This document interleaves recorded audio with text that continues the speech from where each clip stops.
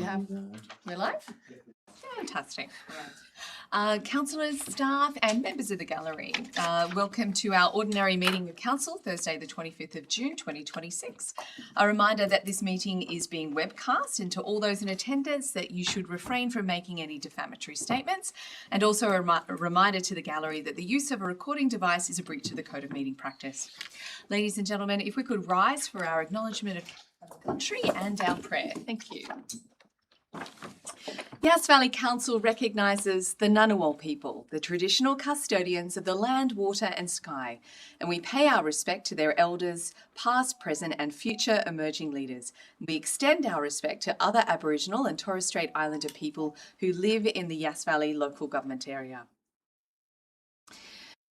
Councillors, let us be still and remember the presence of God as we commence our meeting. Let us together pray for guidance and help. Join me in the prayer or take this moment to reflect.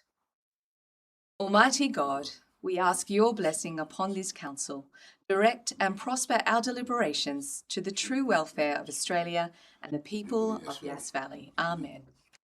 Please be seated. Councillors, we have an apology from Councillor McGrath. I could have that moved and seconded, please. Councillor Carter and Councillor Butler. All those in agreement? That's unanimous. Thank you. Councillors, do we have any declarations of pecuniary interests or special disclosures? Thank you, councillors. Before we pass on Globo, I will do the confirmation of minutes first. Can I have a mover and a seconder, please? Cameron. Seconded by Councillor Rothwell.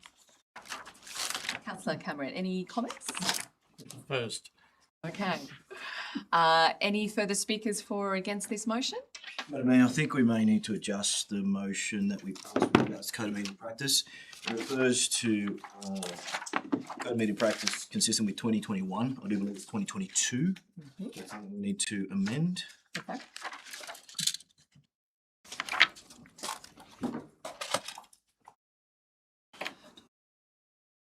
Any other additions, councillors?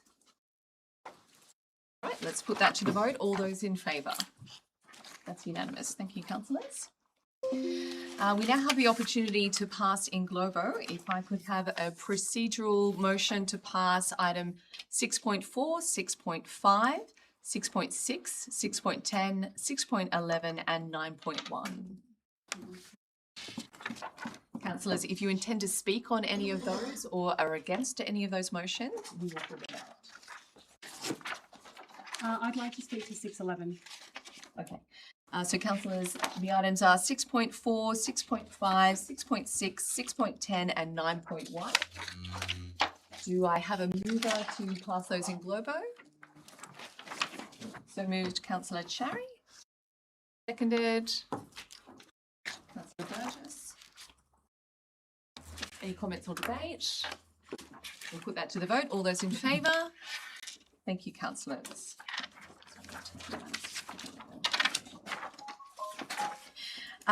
Moving on to our reports to council. Item 6.1, the Development Consent DA 210093, Residential Subdivision and Murrin Bateman Recreation Ground Path, 46 Hillview Drive, Murrin Bateman. Madam Mayor, I'd like to move that recommendation with a amendment. So your motion is... Sorry, it is the motion? Yes. Just go for gold. Yeah. So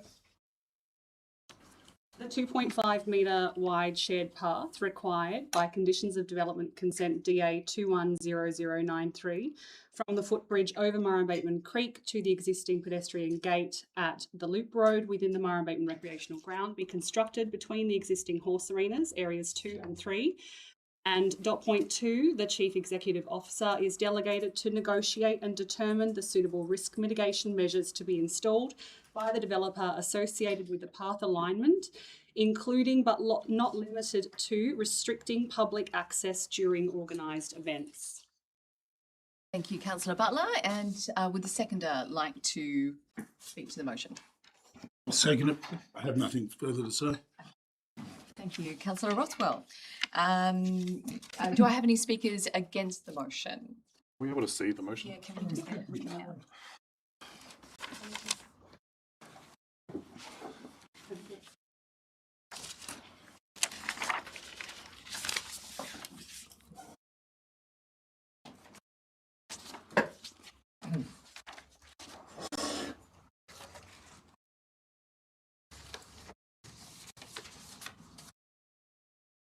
And I do apologise to the mover of the motion. I actually called for speakers against before I'd given you the opportunity to speak. It's been a very long day already. So, councillors, I'm coming off the back of 255 motions at Alga conference. So, You have certainly had a big weight. Councillor Butler, you have the floor. Thank you. This item we were deliberating upon at our last meeting, and we called for the Chief Executive Officer to provide us a subsequent report, which we have had time to digest. However, just in the last few hours, we have been advised that if there is a path not built in this area as per what we had asked for, we run the risk of losing the footbridge that the developer has spent considerable amount of money to build. And so with this new information that has been brought to light, if we decided not to construct a path, we do run the risk of losing that footbridge. If we lose the footbridge, that is a considerable infrastructure asset that we will lose, and I would struggle to think that we would be able to come back up with that. So the mitigation for the risk would be giving autonomy to the equestrian groups to be able to lock the gates and restrict public access during events that they have got organised. And I'd just also like to make note that Council's insurance has been briefed on it, and they are happy with that mitigation measure as well. That's all. Thank you, Councillor Butler.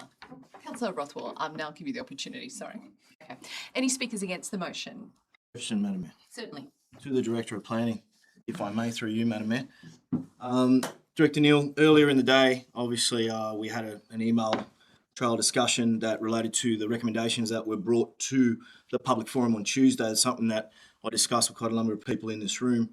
That being that a fencing or a fence be put on the northern and the western borders of the Northern Equestrian Arena, noting that that would encourage people to move more towards the Creekway. Can you just elaborate on the points raised there by Councillor Butler to elaborate on the reasoning why, obviously you raised the points that you have now, which obviously fundamentally changed the game as far as I'm concerned, but also gives the illustration more of an insight when your discussion that you had with the insurer. Thank you. Through you, Madam Mayor, this is a bit of an unusual one in a lot of senses in that the amount of the cost of this pathway is not a typical developer contributions amount. It is a performance bond directly relating to the provision of a pathway. There is no legal mechanism for that amount to be spent on another item in that area. It's just not really something that can be gone through. There is a direct linkage between a formalised path and the requirements for a footbridge. If there's no pathway in that location, there is the opportunity for the developer to lodge a amended application to deal with that matter, potentially remove it, thereby creating limited pedestrian access throughout another area of Murrum Bateman. As a result of these pieces of information, we had a subsequent initial phone conversation with our insurer, who indicated that traditionally signage is the appropriate methodology of dealing with these potential and typical conflicts that occur wherever animals of any sort and people are in the same space. It's a way that these conflicts are dealt with in a number of other jurisdictions, and there was no significant areas of concern that were raised. I'll also note that we still do not have clarity if there was a formal the decision to pursue a formal pathway closer to the creek, we still have absolutely no certainty from NRA as a important authority to give their concurrence in that space, whether they would actually provide that concurrence. If the pathway wasn't in this location, there is no real clear-cut way of providing a pathway, thereby negating the need for the bridge. Long story short. Follow up to that, I guess, put it in simple terms, should we refuse, we lose the 51,000 and run the risk of losing over $500,000 in infrastructure. Is that correct? Through you, Madam Mayor, yes, correct. There would be no ability to continue with that money. Thank you. Can I ask a supplementary question? Councillor Flannery. So we have absolutely no ability to ask the developer to reconsider where it is. I mean, Councillor Butler made the statement that we lose. I think that is, I don't know how you lose a bridge, so the developer can take it away. That's within their remit. But do we definitely know that there would be no opportunity to go back to the developer? Because that was not in any of the papers. This is new information that's presented before us, and I'm disgusted by it. Councillor Flannery, I think it's important to know that that no one is omnipotent and that we should be respectful to staff. I think there's only so much that can go in a report, and this process has been robustly tested by questions of council. So I think it's important that we stay respectful in this space. Through you, Madam Mayor, there is the impediment to a pathway in a different location is not the developer per se. The impediment is the cost. The bigger impediment is the fact that we have no clarity around whether this would be approved by NRA. We have made numerous attempts to discuss this matter with them with negative but not definitive feedback at every point. That is a real concern in this space, that there is limited other locations for this path. I might be letting my emotions overcome me, and I'm sorry if I'm being rude, but I'm talking about losing a footbridge. Not sure if I've got the answer clear.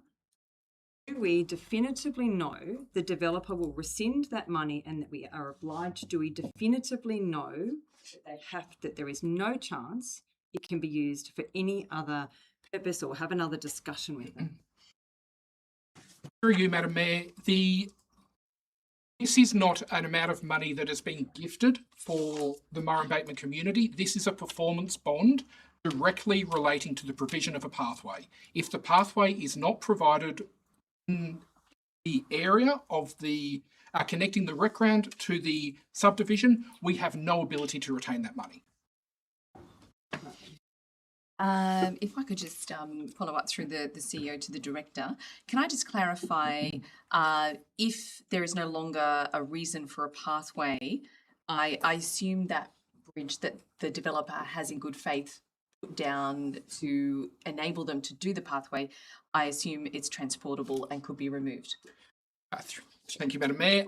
Yes, it could be removed from that location and transported. That is my understanding, yes. Okay, thank you. Councillors, do I have any further speakers for the motion? Thank you. Councillor Cherry. Madam Mayor, I'd like to speak for the motion, noting that obviously I've been working very closely with Councillor Butler on this.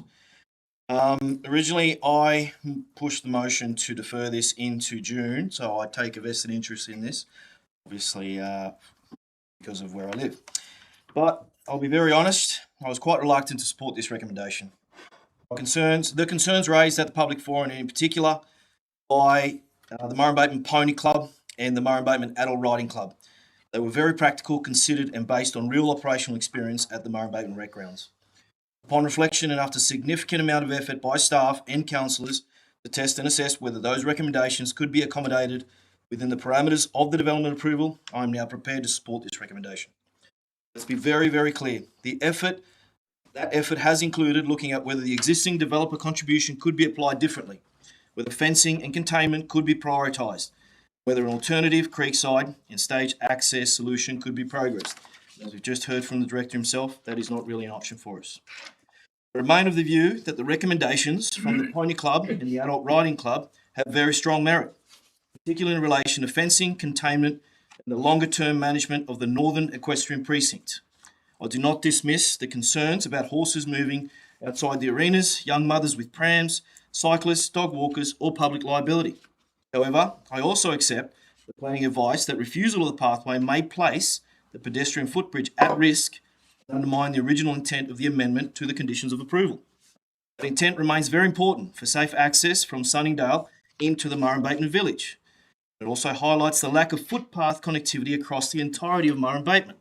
That is something that I know the residents care deeply about. It is not in question. On balance, and considering all factors, I'm satisfied that the risks can be adequately mitigated by this motion, provided Yass Valley Council implements appropriate controls before the pathway is open for public use, as demonstrated within point 2 of this motion. In very simple terms, I am placing the responsibility back onto this chamber and our executive staff. The Murrumbateman community is in dire need of a comprehensive master plan, and residents have been pleading for that for quite some time. That glaring omission has undoubtedly brought us to this difficult decision today. Ultimately, as a council, we must continue advocating for the vital infrastructure that will sustain our semi-rural lifestyle and amenity, not only for current residents but also for future residents.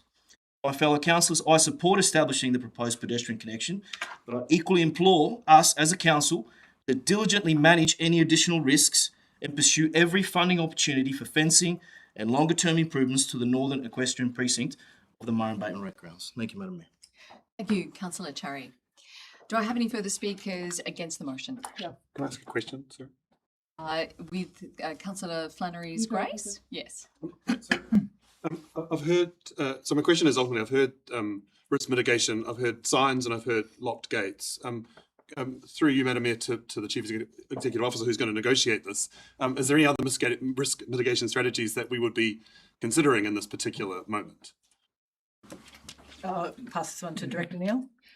Through you, Madam Mayor, as we are speaking this very moment, we've just received additional written advice from our insurers indicating that they are comfortable with the approach proposed within the risk mitigation plan and the risk controls proposed by Council at this point in time. We will continue to work with our insurers in that space to make sure that what we do is appropriate given the risk identified. So locks and gates and signage in particular is the key mitigating measure that's been discussed, but locks and gates are additional and above and beyond what has been accepted, what is acceptable to our insurers. Councillor Flannery, you had the floor. I'm really quite upset about this because of all the good work that our community bring in, both financially and personally. The Murrumbateman Field Days, I think they generate in the range of 14 million. They're volunteers. I think there's 1 or 2 paid positions. The Equestrian Association are volunteers. I didn't see one single comment in here from the groups that we asked their views. Honestly, is this workable? They all came back with, no, it's not. I think it's pretty despicable that we're saying, yes, we can put gates up, signs up. Kangaroos don't read signs. Horses don't read signs. You can put lock gates in. The fact is, if this motion goes through, councillors that vote for it are voting for future people, not existing people that live there. People that live and work there, that work hard to build Murrumbateman to be what it is. You are prioritising people that don't live there and that they want to pass through. Yes, you can put signs up, but no, you're going to piss the people off that use it. Swan, there is 51,000 is diddly squat in terms of making a path compared to the money that is brought in by the equestrian groups, by the support the community provide to that area. And I really think that if you vote for this as a councillor, you are voting against the people that have stood here, that in their good faith, over the last number of years, we have just got a report from the insurers. Like, I can ask my insurer, do they support this? And they go, yeah, what do you feel about the risk? And we talk about it. They're going to support it if we support it. 51,000, I doubt those developers are going to take the bridge away. And if they do, they're going to be disliked by their community. Like, let's be serious about it. Just remember, you vote for it, you vote against the people that use that space all the time. And they're the equestrians, the field days, pony clubbers, all of those. We heard about the accidents and horses. We heard, they said, they stated, they came here. I don't see our insurers in our room. don't see a whole lot of other people. I'm really, really annoyed. Thank you, Councillor Flannery. Do I have any further speakers for the motion? Councillors, at this point in time, I will add my support for the motion, and I would like to thank councillors and staff for getting us to this point. We're only here because of a robust process of due diligence, of questions being asked, to get us to the transparency of what's on the table right now. I truly appreciate the information from our insurers. I particularly appreciate the comments made by our equestrian users at our open forum, which showed us that regardless of the proposal in front of us today, we have an issue of fencing around that equestrian area, particularly next to the Barton Highway, which needs addressing. That won't be possible under the current funding deed and agreement that we have before us. But it's important that we recognise it, and Councillor Cherry had a very good point that this is something that should be addressed going forward, and we need to pick up that information that was provided to us. Across Murray Bateman, we have mixed-use trails and pathways. Our winery trail is both pedestrian, horse and cycle accessible. This is a risk we already have in our community, and I acknowledge that the mitigation risks identified in point 2 go above and beyond what our insurer requires, but also meets, I think, some of the concerns of those event-based equestrian events where we will have multiple horses, multiple trailers, giving our existing users the ability to lock down that space as best as possible, because let's face it, it can be accessed by anyone during the event, whether they're going through that area or not. I think is important, and I commend the motion. Councillors, if we now do not have any further speakers against, I'll ask. Sorry. Sorry, we do. Yeah. You did not indicate that earlier, but I'm happy to hear from you now. I'd like to hear from you first. That's all good, Councillor. Yeah, because I'm sure your voice is nearly gone by now. Possibly. Look, yes, I'm speaking against the motion, and I take. I can say that I'm a little bit annoyed that a lot of factual information is coming in late, but that happens, and I think we should have been perhaps alerted a little bit earlier about that. I presume that's why you were ringing me, Mayor, earlier on. Okay, and I didn't pick up the phone, I don't think. Anyway, I'm just going to argue against it because I think I was in two minds with it at the last meeting. I wasn't sure what it was all about, and I was a little bit concerned about whether I knew enough about the situation per se. But, you know, we basically had four major stakeholders discussing the issue, and they basically came out against the idea and of the path. And I think we've got to be asking ourselves, who are we listening to? And we should be listening to the community. And it seems to me as though the community is basically saying, yeah, we're not pretty happy with this particular sort of situation. So the key stakeholders are not in agreement with the path. The Murray Bateman Recreation Ground strategy seems to have been ignored because it hasn't mentioned the path there in the path. Who's wanting the path? It's the developer, and the developer, to a large extent, is wanting a connection between the new subdivision and Murray Bateman itself, the village. I don't think, under any circumstances, is that bridge going to be removed. I have been wrong in the past on a number of occasions, but I think the Sydney Harbour Bridge is going to move first before that one. I just don't think there's any point. As far as I'm concerned, the bridge is there. People can start walking across it. And even if there's no path there, even if there's only grass, I'll make a path there. As we all know, people make a path where it's the most easiest way to go through. Talking about a gravel path, I think it's, from my point of view, it's ridiculous. A gravel path, if you've ever tried to push a wheelchair through a gravel path, you are kidding yourself if anybody's on it. Even with nobody on it, it's a pain in the ass. And I've done it a number of times for people I've been caring for. So the gravel path idea, I think, from my point of view, is not a goer. I don't care if it's not a gravel path. as far as I'm concerned, it can stay lawn. Maybe we do still have to negotiate somewhat with the developer. But I think we should be listening to the community and we should be respecting their views. I think we're not looking after our villages well enough, and I think therefore we should listen to them and reject this motion. Thank you. Thank you, Councillor Cameron. Through the CEO to the Director, if that's possible, could I just get clarification on the direction for the bridge and the pathway, please? Thank you, Madam Mayor. The original development application that was lodged, sorry, I just have to clear my throat, excuse me. The original development application that was lodged did not include the bridge nor the pathway. The bridge and the pathway were put in place by a council resolution on the floor of council when this development assessment was first approved by council in 22-23 from memory. So it was not part of the original developer's proposal. They have worked with council to achieve the aims of that resolution of council. Thank you for that clarification. Any further speakers for the motion? Any further speakers against? Again. No. I'm giving the opportunity to Councillor Carter, who has so far asked a question, or Councillor Burgess. Okay. Councillor Butler. No, I don't have anything more to say. Okay. Councillors, let's put this to the vote then. All those in favour?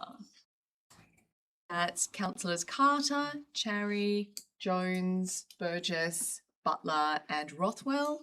All those against? Councillors Flannery and Cameron. The motion is passed. Thank you, councillors.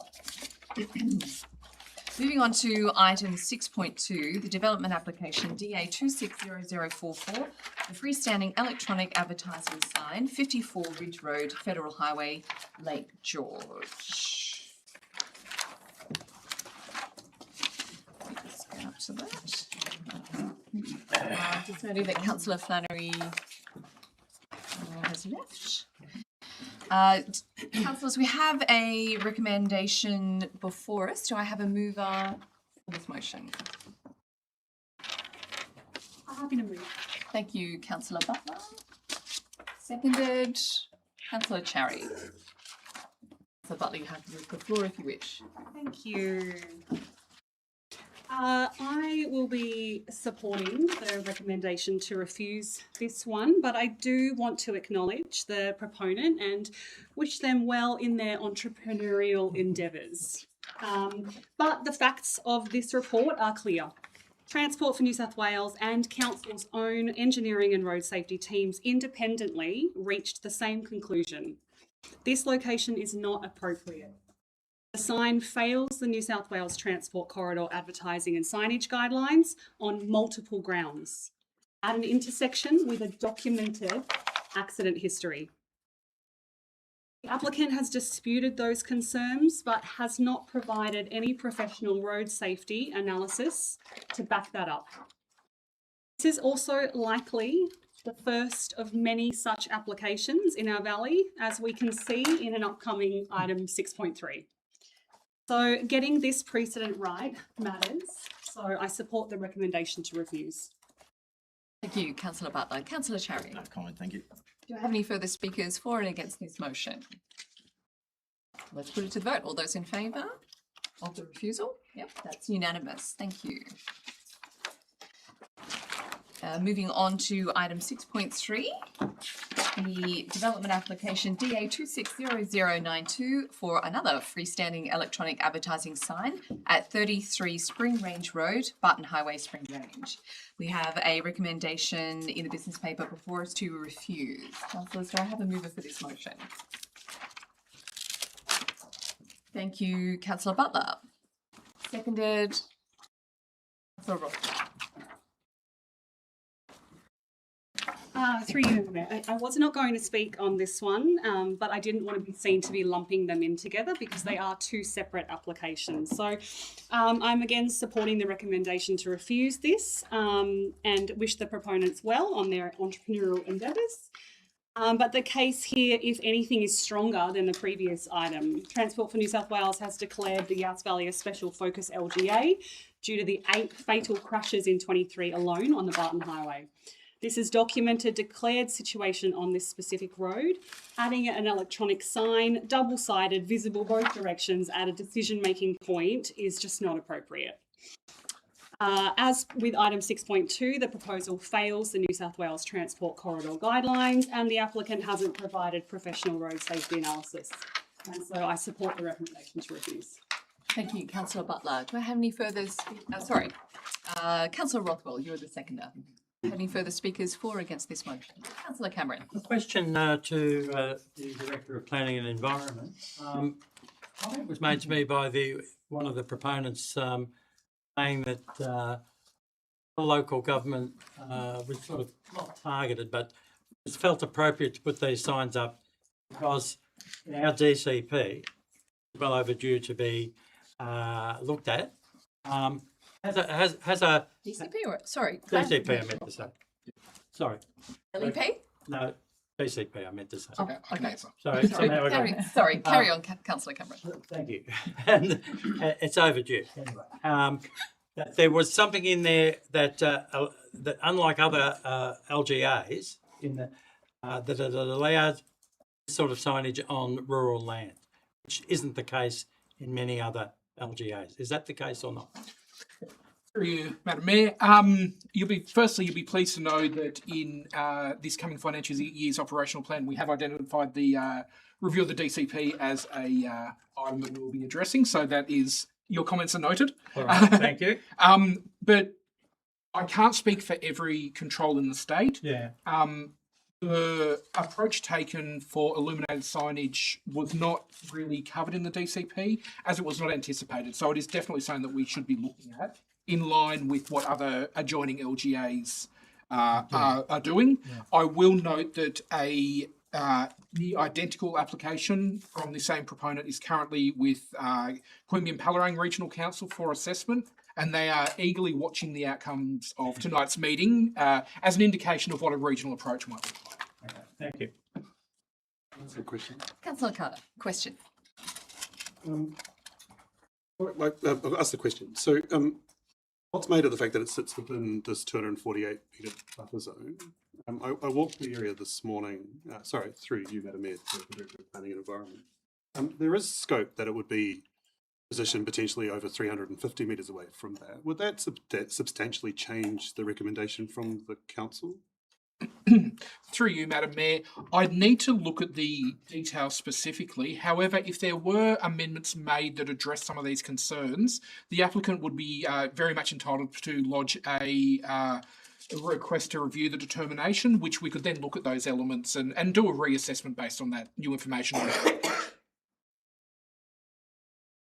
Do I have any further speakers for the motion?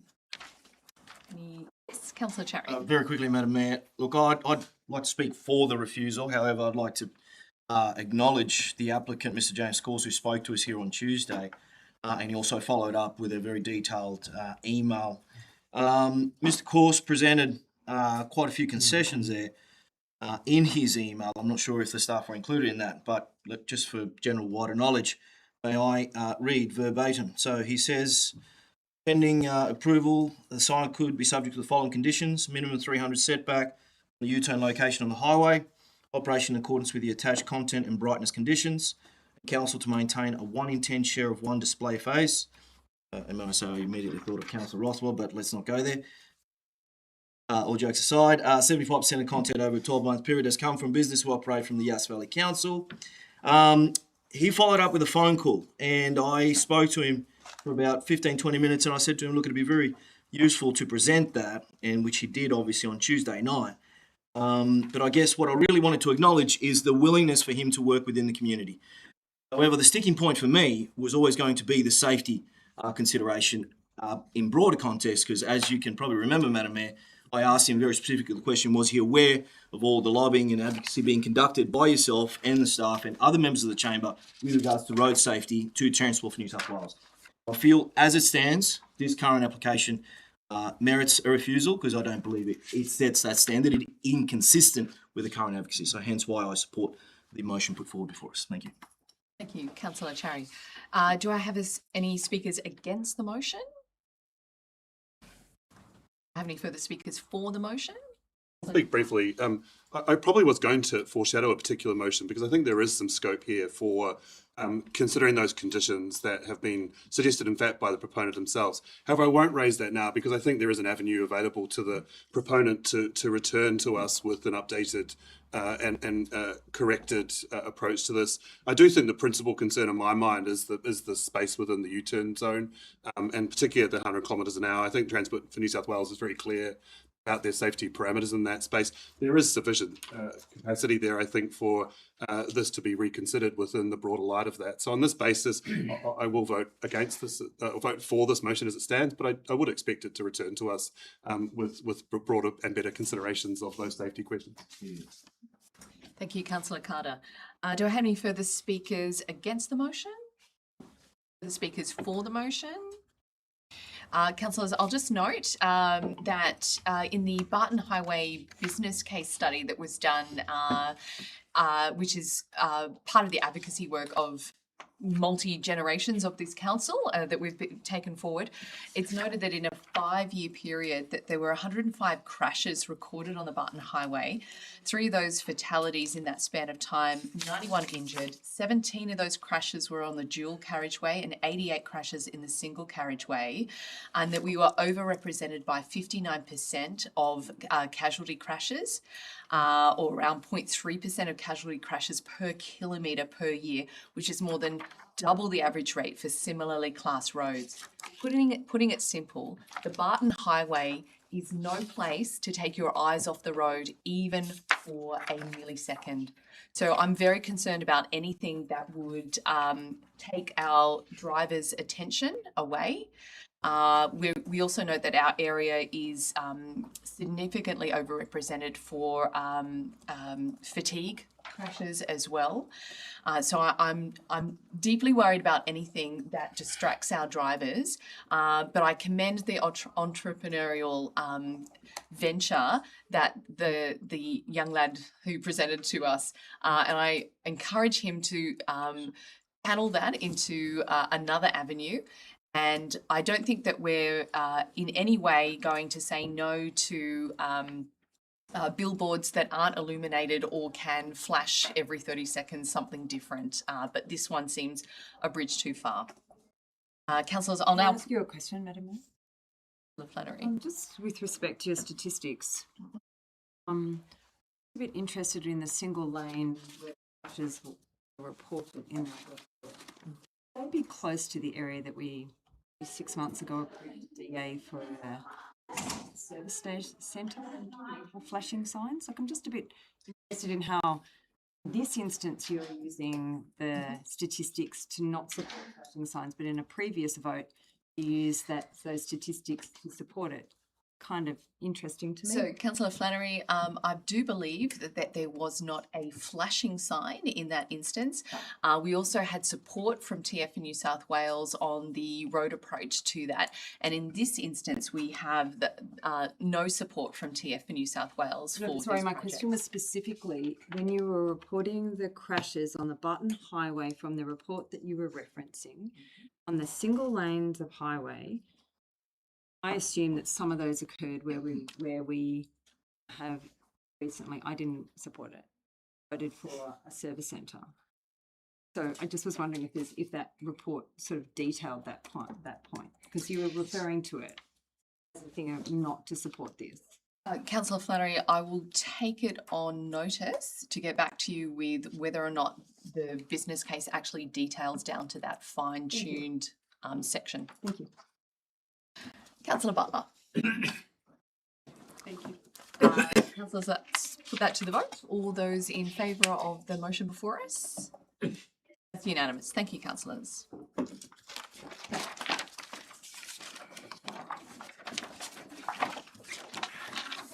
Councillor 6.4 is taken care of in globo, as is 6.5, 6.6. We'll now move to item 6.7, the 2026-2027 Integrated Planning and Reporting Documents on page 66 of your business paper. We have a recommendation before us to resolve to adopt the 26-27 operational plan, 26-27 budget, the 26-27 revenue statement, including the fees and charges, and the 26-27 to 35-36 long-term financial plan. Do I have a mover and a seconder?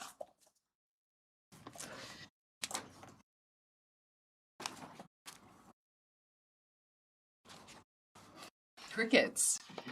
Councillor Rothwell. Seconded.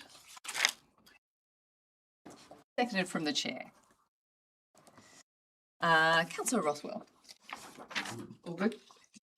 Councillors, we have before us the result of quite an exceptional level of community engagement. I think we've all been quite busy with our nose in the submissions that our community has made, and I was able to attend all but one of our community forums, and I do apologise to wee Jasper.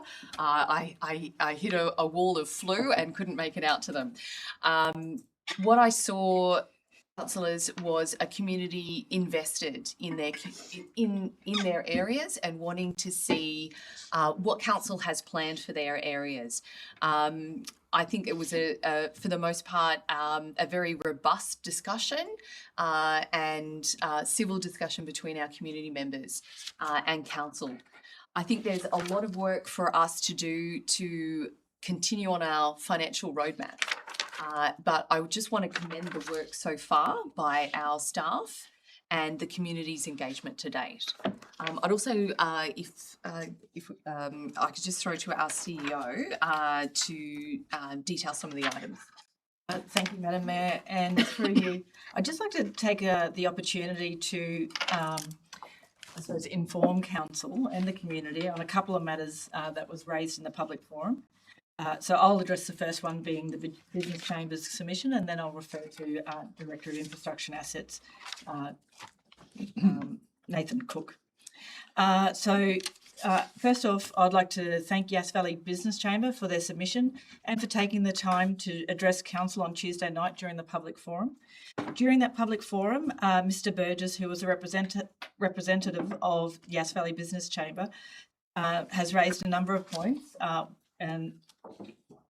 and also in their submission.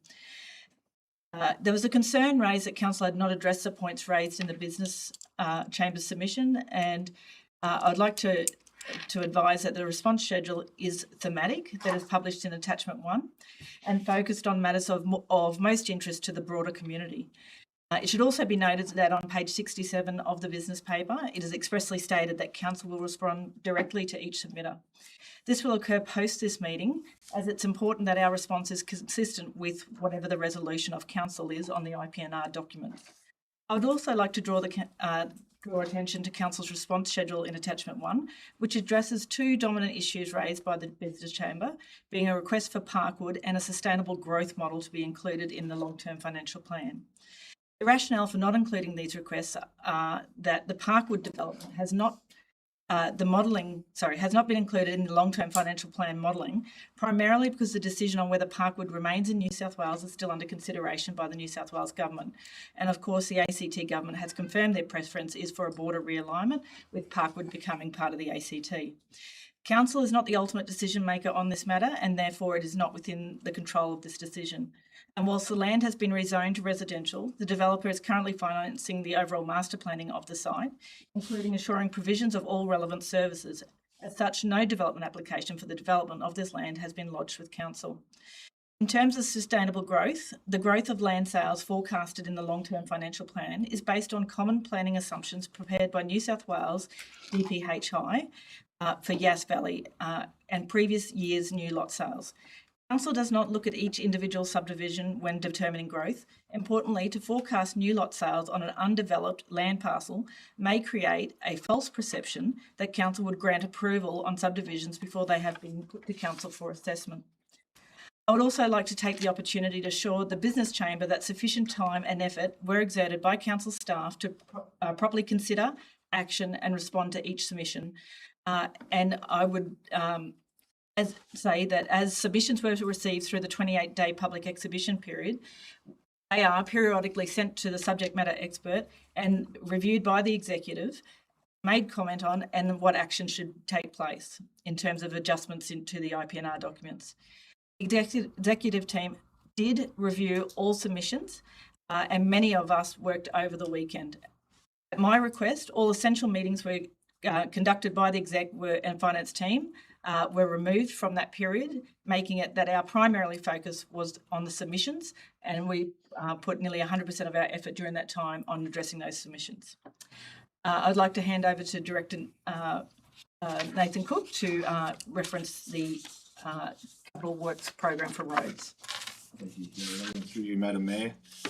Council would like to apologise for the incorrect resealing program presented as part of the IPNR Roadshow presentation. Unfortunately, a historic obsolete staff spreadsheet was used rather than the 2025 to 2035 10-year capital works program endorsed by Council at the June 25 Council meeting. Council is committed to have an updated 10-year transport assets capital report included in future draft IPNR documents, which will go out on public exhibition. Council has been listening to the community, and the quality of Council's roads is clearly an issue.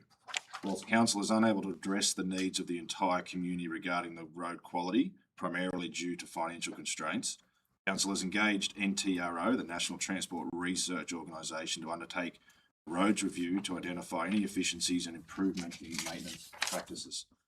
Council is aiming to have the roads review presented to the July 2026 Council meeting. In addition to this, Council is proactively seeking additional grant funding to assist Council with the management of our 1,200 kilometre road network. The most recent submission via the Disaster Ready Fund to upgrade and improve flood immunity for causeways on Tallegandra Lane at an estimated cost of approximately $2 million. Councillors, do I have any speakers for the motion? Councillor No, Cameron. I have some questions if I would like Certainly. to ask first. They may as well go to the CEO through you, Madam Mayor. For recommendation 4 about the interest rate charge of 9.5%, it looks like that's something that's only just come in terms of regulation. No, through you, Madam Mayor. No, I don't believe so, but I'll refer to the Director of Corporate and Community. Thanks, Galen. Through you, Galen and Madam Mayor, the interest rates are declared annually. Last year's interest rate was 10.5% and this year it's 9.5%. So it's good that we make sure that's endorsed because that's what we apply to the rate, any fees and charges. So over the last few years, Yes. with overdue rates, Yeah. that's the sort of figure that's been charged. Correct. And that's put out by the OLG. Hey, I'm just trying to think that the reason why I ask it, it seems to me as though I was having a look at some of the other financial stuff, and that we're still not getting on top of the overdue rate situation. Yeah. And whether, from my point of view, that looks like a sort of a nice, nasty figure to encourage people to do that. Obviously, if it was 10 last time, maybe we're not making that clear what the interest rate is on the rate repayment notice, the one that I have outstanding at the moment. It's not there what the interest rate is. Okay. Just you get a figure saying, oh, it's a couple of dollars extra. And I think some people, me of course, would perhaps basically put it on the back shelf while you're paying the electricity bill or some other bill. So thanks for that. I have a couple of other questions.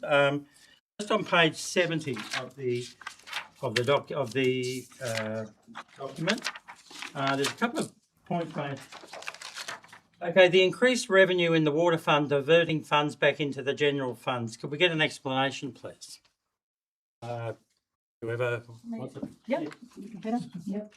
For you, Madam Mayor, the proposed amount that went for public exhibition, the LTFP, wasn't including the base rate. We had to consolidate the various models into one model, and that therefore adjusted the amount and the consolidated revenue. Right. Because of the increase of 34.2% being applied. So what we've got is an internally restricted fund, and you're going to be drawing funds out of that. Externally restricted. It's not, Yes, water is externally restricted. okay, so We're taking funds out of that, which we're able to pay the general fund back for the work Are you allowed to do that? Most definitely, yes. Yes. All right, okay. In fact, it's encouraged. Yeah. All right, okay. Now, when I asked about that figure previously, the amount was something like $3 million. I think I had a written comment that it was $3 million. Across them all, the funds. Yes. Sorry? Across all funds? That was Sewage, waste, water. All right. Okay, so well, I suppose the next question is, if you were looking at the next financial year, how much are we pulling out? Is it the $3 million or is it something less? Obviously not something more. How much are we? It would be slightly more because the cost, Slightly more. the cost would increase. So it'd be proportionate to the cost increase for that year. So, and that's the sort of money that's going into will go into the general fund. Correct. Okay, that sorts that one out, I think. The other thing on that particular page is just underneath that, increases to the interest values resulting from increased revenue.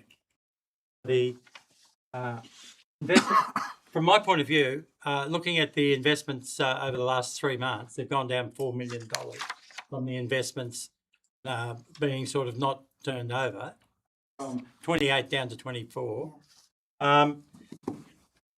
I find that a little bit interesting in the sense of how we're going to get what's the increased revenue? Is the increased revenue the money we're taking out of the funds, or is it something else? Consolidate. So at the moment, there's about $11 million in the bank. We will invest $8 million of that next month. Right. Therefore, the amount of interest that increases compounding over the next 10-year period increases. And because of the fluidity in relation to interest rates have increased. Yeah. And so therefore our returns have increased. And it just shows marginally, it's very complex, the model. So I sort of look at this at the top line figure and see what has happened. Okay, thank you. Thank you, Councillor Cameron. Do I have a speaker? Some questions as well.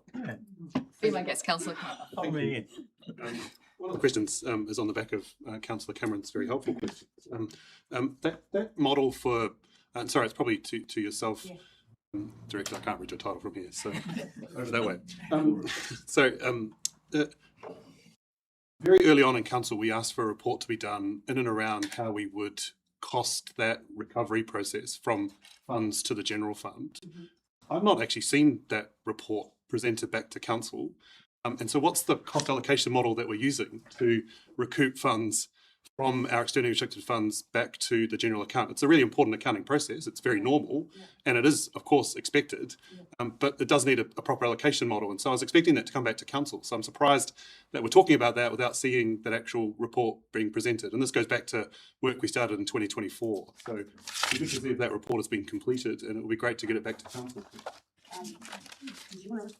The model does exist.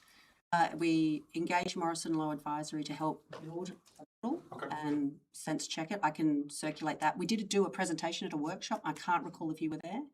And that's where we sort of went through the details of that. Right. So I can circulate the slides from that. There was a question for a council report, though, so I'm surprised. It would be good to have it back as a report. It goes back to, I think, November 24, I think, from memory as the meeting request for that. And it was action through February 25. I raised it and required it and requested it. So it'll be good to see that formally to council. My apologies, Councillor Cloud. I wasn't aware of that resolution before my time. All your time. But we'll certainly get that circulated. Thank you. Can I ask a follow-up question, though, as well? I want to thank all the members of the community that did write on these reports. And particularly those that attended, but also those that wrote submissions. What's council's plan to respond to those submissions? There's a lot of them. They're very interesting. There's a lot of people wanting more information. I'm wondering what our council response is to those individuals to help them understand some of the questions that they're raising within those proposals. Through you, Madam Mayor. As I just mentioned, on page 67 of the business paper relating to the IPNR documents, we have committed to writing to each of the submitters individually. The report, as well as the response schedule, are done in thematics. So, for example, we had many people write to council saying that they did not want a special rate variation. That's noted. That was not part of this year's IPNR documents. Likewise, we had many comments around water charges as well. And so we tried to, the best we can, to come up with good themes that the community can read and then be able to refer back to their submissions. There are some that have quite niche or more detailed knowledge of council's business, and we'll address that specifically.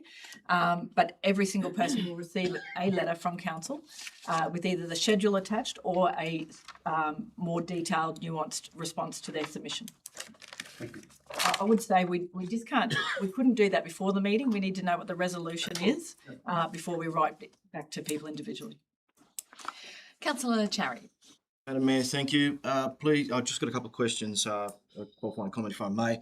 Can I just please first acknowledge the monumental amount of work that's been done to get to this point. I don't underestimate that, and I definitely appreciate not only the work of the staff, but also the attendance of every single community member that came along to all of those meetings, but also the time that it takes to submit 137 pages of submissions, and quite a lot of those are very, very detailed, and I took quite a lot of interest in those. And I'm glad that Councillor Carter raised the point about water, and the CEO just mentioned it, because I've got a couple of questions relating to that. If I may, through you, Madam Mayor, to the CEO, or whoever you wish to delegate to, of course.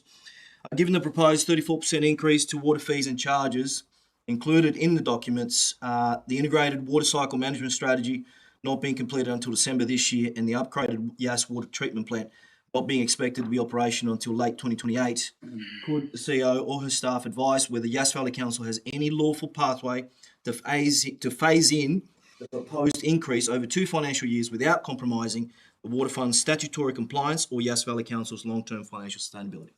Thank you, Councillor Charry. I'm going to defer to Director Gardner, as she has done some modelling on this.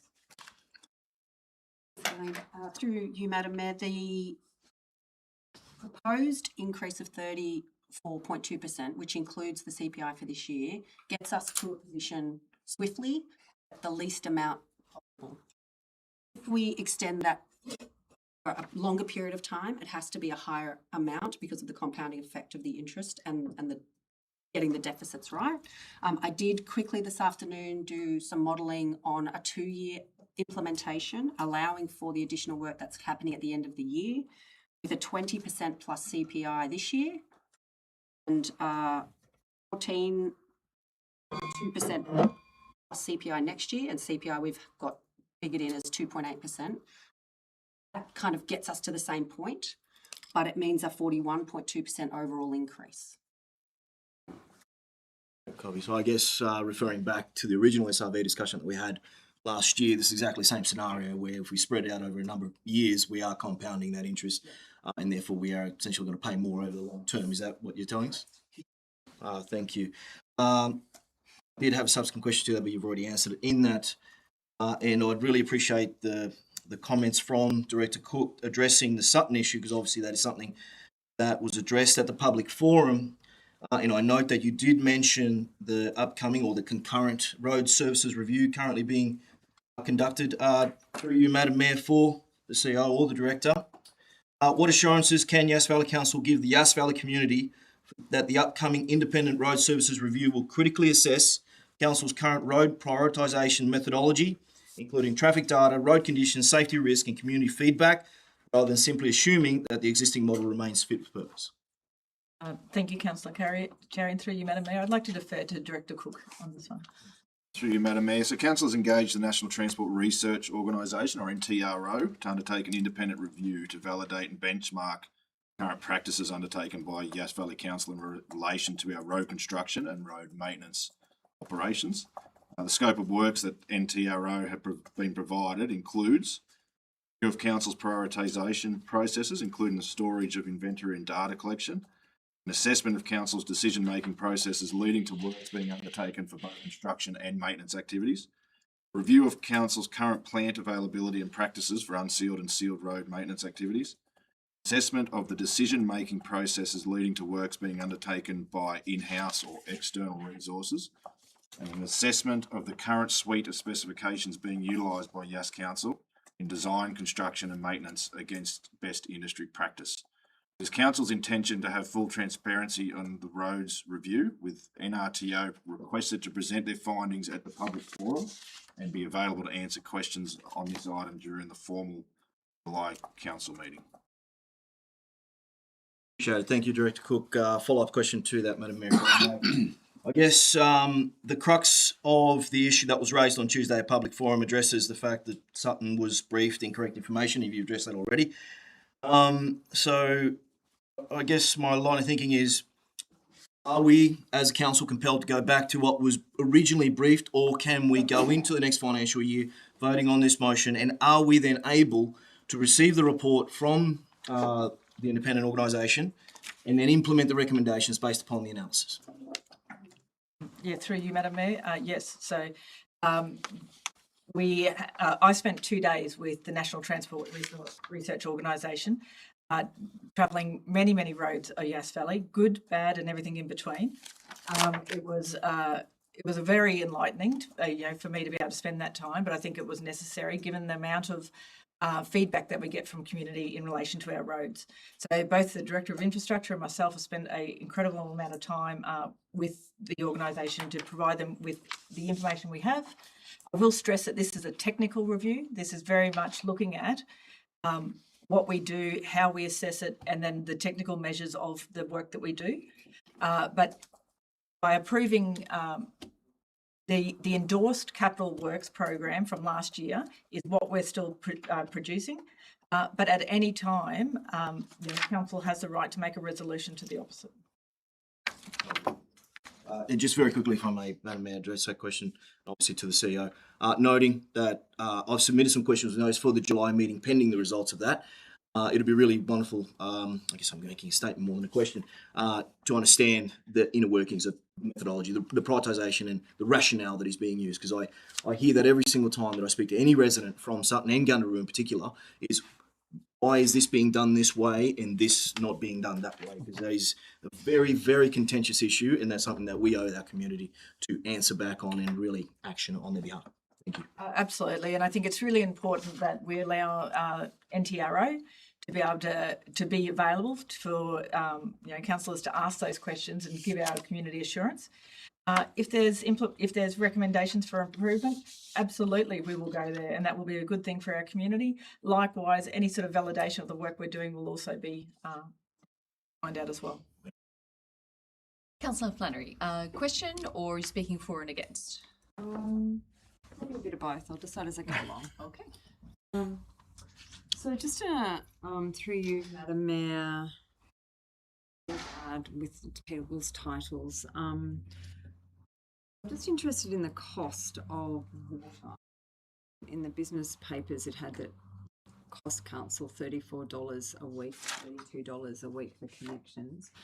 Wondering what is included. What is that made up of? I don't know who to ask. You can ask me, and then I'll come through it. All questions go to the CEO through the mayor, and then we'll disperse. And this is when I say Director Cook or Director Gardner, who would like to? Me. Yep, there we go. Through you, Madam Mayor, to determine that average amount, we took the total income of supply charge and consumption charges that have been budgeted for the year, divided by the number of people we supply to, and came up with a weekly figure. I could work that out, from being not technical, and I don't mean to sound rude, but if someone asks me how much something costs on my farm or my business, I can point to chemicals, it's labour, it's X. I'm just interested, does council actually know what are the costs involved in that $32 or $34 a week at a kind of drill down level? Because the only way we can start to look at those costs and say, can we do anything about them, is to understand where they're coming from. Because it's a pretty big charge to ask the community to pay 30% more if we don't understand what those costs are, to see if we can bring those costs down. Through you, Madam Mayor, normally the manager and director of each area produces a budget. The budget for water is produced by the manager of that area in conjunction with the director. It is included as a separate item because the fund is restricted. So you can see those figures at their rolled up level in the water fund costs in the long-term financial plan. So that's probably the easiest way to see that there's $1 million in wages, for example. Would you, because otherwise it means me having to sit down and troll through the thing, would you be able to tell me, or would someone be able to tell me, I'll put it on notice, what is the cost? What are the costs? I know that managers do it, but it's not really an answer. What are the costs involved in our water? Because to me that seems very high.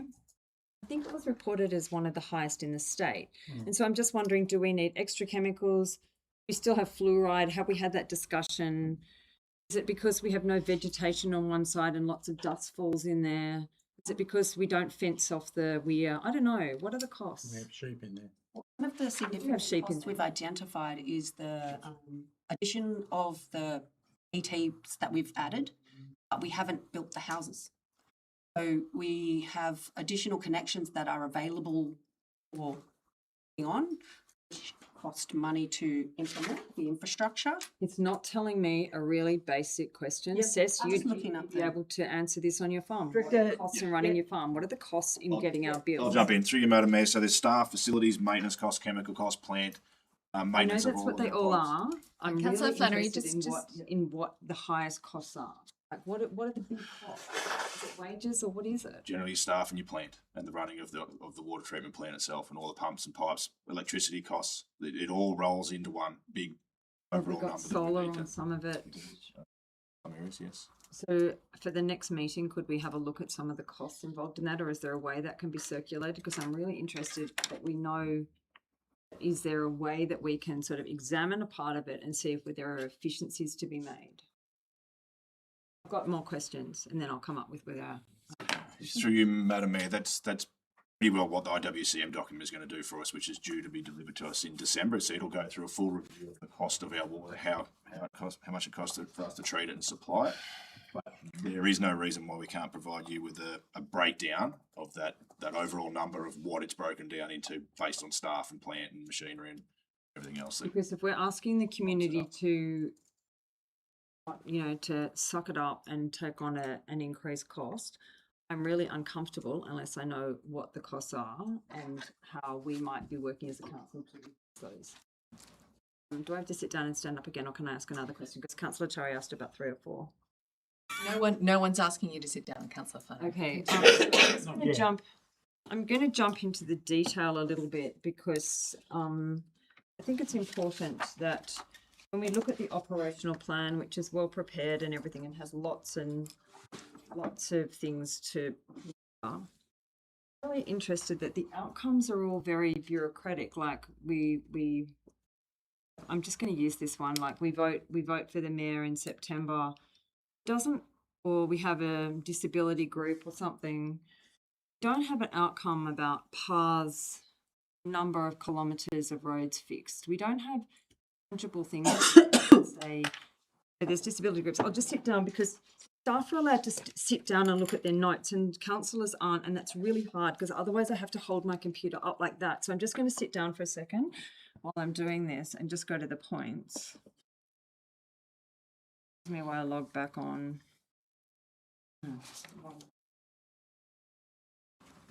Okay, it might say here, page, item 6.7, operational plan, final, page 288 of 521. We review the delivery program and prepare an operational plan. That's one thing. Probably not the best example to work with. Sorry, it's 1.cl 6.7. Someone ask a question while I come up with my. I'm Councillor Flannery. happy to answer. Councillor Flannery, don't disagree with your sentiments around the actual outcomes. What I would say is last year we made significant improvements in our operational plan to become compliant with the OLG requirements. And we have continued to make steps and strides to be able to improve the operational plan. It is my intention we actually get to a point where we can provide number of kilometres of roads and actual measurable KPIs. We're just not there at the moment. We have a significant number of reviews underway, the roads review being one, but we also have the waste review and a raft of other reviews actually at the moment. And through doing those, we'll be able to come up with more substantial, meaningful, meaty KPIs. So it's a work in progress. Okay, thank you for that explanation. So one of the items I was looking at, and it's of personal interest to me, is item 6.7, 2.1.4, working with local community to review the council's disability inclusion action plan, DIAP, which is well and good, but so what are we doing? Are we putting something in for them? Can we include aged or all abilities? I know that there might be reasons that we have disabilities. We do have there's other committees of council that have been put forward. I've tried to read this a few times, and the plan is pretty silent on the committees of council, so it would be good to have those included. It also delves between really kind of minor items and big items. So the parks and place-based strategy is mentioned once, but all these other minor plans are mentioned a lot. And so I really think that we need to lift our thinking to what are the hierarchy that we have. There's another thing, and we had a presentation a while ago about Snap, Send, Solve. Again, it's item 6.7, 2.1.11. It's not about Snap, Send, Solve making it. It's about the ability of the community to report items to council, not if Snap, Send, Solve works. That's the method. That could be an example. I just think it would be good if we looked through the operational plan and lifted our eyes a bit to the bigger issues and having some KPIs for them. Thank you, Councillor Flannery. And through you, Madam Mayor, again, I don't disagree with you. This is I suppose, a tension in all local governments across New South Wales is at what level do we put in for each item? Is it the business as usual, or is it the stuff that we doing specialised projects for that year? And there's often quite a bit of a tension around that. But where we are within council is we are building the foundation. We are reviewing and developing a number of strategies that come out of reviews. And once that happens, we'll have action plans that sit behind those strategies, and we can actually identify which actions are going to be delivered in which year and what the KPI is for actually measuring that performance. So that is our intent. We just can't get there. It does take time because we are delivering business as usual whilst we do those improvements as well. So thank you. I note your concerns and I share those concerns. Councillors, while we're on a roll of asking questions, I've got one. So noting that we are adopting a budget which has a deficit and that we thought we were very close just a few months ago to getting a balanced budget, but that wasn't the case because we had a grant in there that was not continuous, but it was adopted as such. I note that we're adopting the rate peg, which is 3.4%, while Jim Chalmers, I believe, is predicting we might get up to 7 or 8% by the end of the year in terms of CPI. So we're already behind in terms of what our materials will cost to actually deliver everything that we need to deliver. I think it's important that we note that the community submissions and the community has been heavily advocating for internal cost cutting before raising revenue. Can you step out for us what internal efficiencies and resourcing we're doing under our financial roadmap, please? Through you, Madam Mayor, this year we have done or commenced a number of reviews. So we're tackling the waste review, which I believe has been on the books for over 3 years. We're actually getting that done. We're doing a payroll review, a roads review, the Visitor Information Centre review, library review, tools review, salary structure review, settlement strategy review, which again has been on the books for nearly 3 years, contributions planning review, and also our rating review. This is significant, and so what next year will be is about implementing the improvements associated with those reviews. I also want to remind councillors that we did the Craig O'Mill Stage 2 review, which saves us $9 million in a project and possibly more, which was a significant decision for council to make, but a very good one. In addition to that, in addition to Craig O'Mill, we're constantly reviewing our fees and charges, and we're also doing a customer service internal audit review as well. We're also looking at our debtors management. We have identified that that is not up to scratch, and the Director of Corporate and Community is doing some fantastic work in that space at the moment. We are leasing properties where we hadn't before, and we have developed our property strategy as well. These are big step forwards for Yass Valley Council, and a lot of work that's being undertaken in addition to our business as usual. So I understand this is a long road, and it always is in government. But while we undertake these independent reviews, next year will be the focus of implementing the improvements from that to ensure that we're providing good quality services to our community at a level that we can afford. And if I could just ask one follow-up question to the CEO, while we did have some high-level modelling in our IPNR documents regarding an SRV to see the impact on our long-term financial plan, just clarifying that that's not part of our 26-27 budget. No, thank you, Madam Mayor. It's absolutely not part of the 26-27 budget. For council to go through a special rate variation process, there is a significant journey and an in-depth community consultation that must occur as part of that. So we need to come back, or we need to do the modelling, come back to council and ask, like we did last time, whether we can go out for community consultation. Should council resolve to do so, we then go and do community consultation at an in-depth level at a requirement under the IPART requirements. We would then need to come back to council and ask if we could proceed with making an application. Should council confirm and proceed on that basis, the application would be made to IPART in February next year.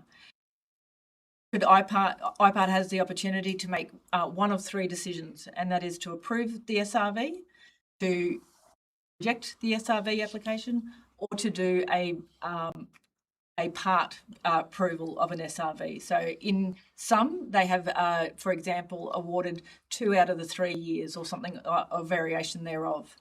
And then in May, council would be notified about whether we're successful for that special rate variation. So we are a long way off doing that. But it was important to be able to provide scenario modelling in the long-term financial plan. That's one of the things when council gets audited every year, and there's an Auditor General's report, looks at which councils provide scenarios as part of their long-term financial plan modelling. So we have done that. And we also needed to show that an SRV is only one lever of many that we are pulling to become more efficient, more sustainable, and more accountable to our community. The SRVs that we modelled was a 35%, and that was because we had a council resolution to model one under 40%. But given where we were, we thought it was important to model a 50% to show that not even that gets us back to a balanced budget. We need to do a combination of measures in order to achieve financial sustainability. Executive are very much working towards that, and we will continue to do as much as we can so that should we come to council with an SRV application, it is at the lowest rate that we can possibly achieve to get to a balanced budget. Can I ask a question about the SRV? Councillor Flannery. Just my question relates to the consultation that might be involved in a special rate variation, referring to it as SRV. So if 99, 100% of the community said that they really didn't like it, that doesn't really matter though, does it? I mean, it'd be very similar to the Murray Bateman. 100% of the community say they don't like it, but we can still make a recommendation for it. Well, council has the decision about whether we make an application or not. So that is a council decision, one that is a big responsibility for council to be able to manage that. So you, as the elected body, would say to us, or to me as the CEO, whether we proceed to make an application to IPART. IPART take community consultation very seriously. They look at what you have done, who you've engaged with, and making sure that we've done a detailed and comprehensive engagement across our whole entire valley. In answer to the question, IPART have awarded special rate variations even when the community has said no. They look at what is the how is council going to get to a financial sustainable position without it, and as I said, they can actually do a part thereof or a modified, not just a simple approve or reject. Councillor Carter, who next? Speaking for or against? I suppose for. So to some degree. I suppose the point that of the community feedback, I think the one theme that does materialise most is the fact that our community talks about a cost of living crisis, and so I think we need to be really cognizant of that in all the decisions that we're making. I do support what Councillor Flannery is saying with respect to actually breaking down a number of these costs. I think it's actually often about helping our community understand what they're getting. And it's not necessarily a question of suggesting that the cost is too high or too low, but it's to demonstrate what is the cost. One of the challenges in any public service is that it's very difficult to actually know where money goes. It's public goods, we need them at one level, but equally people can't understand quite where those costs are. So I think screaming behind a lot of that information is to help people understand. I would also implore council to consider more broadly advertising its hardship policy that we've talked through. An opportunity might be in the new rates notices that are going out for people to actually see what that might include, for example, because I think there's a significant opportunity here to recognise that there is challenges within our community, and what's signalled in here, whether or not it's this year, next year or in future years, is going to affect a lot of people significantly. It goes back to the points that we made in earlier conversations with respect to potential rate variations or similar. I think the one thing that I would also implore our community to understand is that we in effect inherited as this council a financial maelstrom to some degree. Like, it was a complete mess. And I would like to thank councillors and council staff who have spent significant time trying to understand the drivers of that, have made some really bold decisions, including you referred to stage 2 in Crago, for example. But I do hope people do recognise that when they do look at the long-term financial plan, we are still in a mess. We've done a lot of work. Yep. We've made lots of improvements in certain spaces. But we've got to work on the value proposition to our community. What are we trying to get to and why? And I'm not sure if the messaging is quite being received yet. And no person's ever going to vote happily for increased rates or something similar, generally. But the point, of course, is that we won't continue to exist as a council, in effect, if we don't start to really understand the implications of these more generally. So I do want to implore that the messages that we hear about cost of living challenges are heard. They're pained. It's going to be challenging for all. And I think in the main, we do need to work better on how we understand the messaging to our community, including what we're trying to do to support those at the margins as well within our community. But I think the work that's been conducted on this particular project. Thank you, Councillor Carter, and I do appreciate your words of support. I would also like to add that Council is about to launch its newsletter that will accompany the rates notices, and the hardship policy is included in that. We're also looking at the moment on how we can do compassionate debt recovery as well, which I think is really important, especially given the environment that we're in at the moment with cost of living. And likewise, I'd also highlight that council is not immune to the cost of living prices. So, we have wages that are 4%. We have fuel that has gone up 30% more. And we have many others, materials and equipments that are also going up. And our cost of gravel, for example, is part of that supply chain. We received a rate peg of 3.4%. Wages are confirmed last week, wages are going up 4%. As the Mayor said, we're looking at a 7% CPI by Christmas. Every day we operate, we are going behind. So just doing the same as what we did yesterday means that things will deteriorate, or we do less of a service. So these are the decisions that we have no control over with the 3.4% increase in rates. And what that means is we are working incredibly hard behind the scenes trying to make governance decisions, such as the Crago Mill Stage 2, but also on Parkwood as well. These are decisions that are now backed with proper analysis that supports our position on these items. And we look forward to be able to provide the councillors with the outcomes of the reviews that we're undertaking as well. So thank you. Councillors, do I have any speakers against the motion? Councillor Cameron. Yeah, I'm in the position of perhaps putting an alternative argument in regard to that. And I do take the point that there has been a lot of work been done to try and rectify the situation that we found ourselves in and the many things that have keep on coming up to disturb the financial continuity, if I could put it that way, that we have to face. I think one of the things that I'd like to say is that I think it was amazing that we had 52 written submissions, and I think that that's a really, really, really positive response. And I think I must applaud your commitment to get back in touch with all individuals who've put that in. That's going to take a little bit of work, especially as you try and fine tune where the people were coming from. Like some people are very straightforward and very clear, whereas other people are putting quite a detailed argument. So how you respond to them differently is quite important. Look, I think the thing that came out of the written submissions are two major things from my point of view. There were other things, but it's really about the SRV and the water charge increase.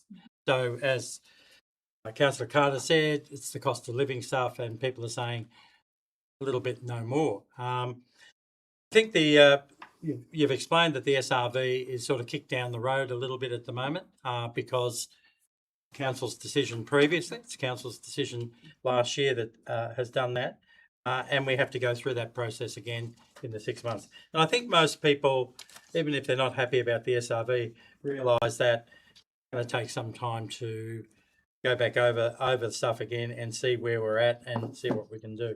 So I'm going to concentrate a little bit on the water charge, and I take the point that a number of councillors have made some good points.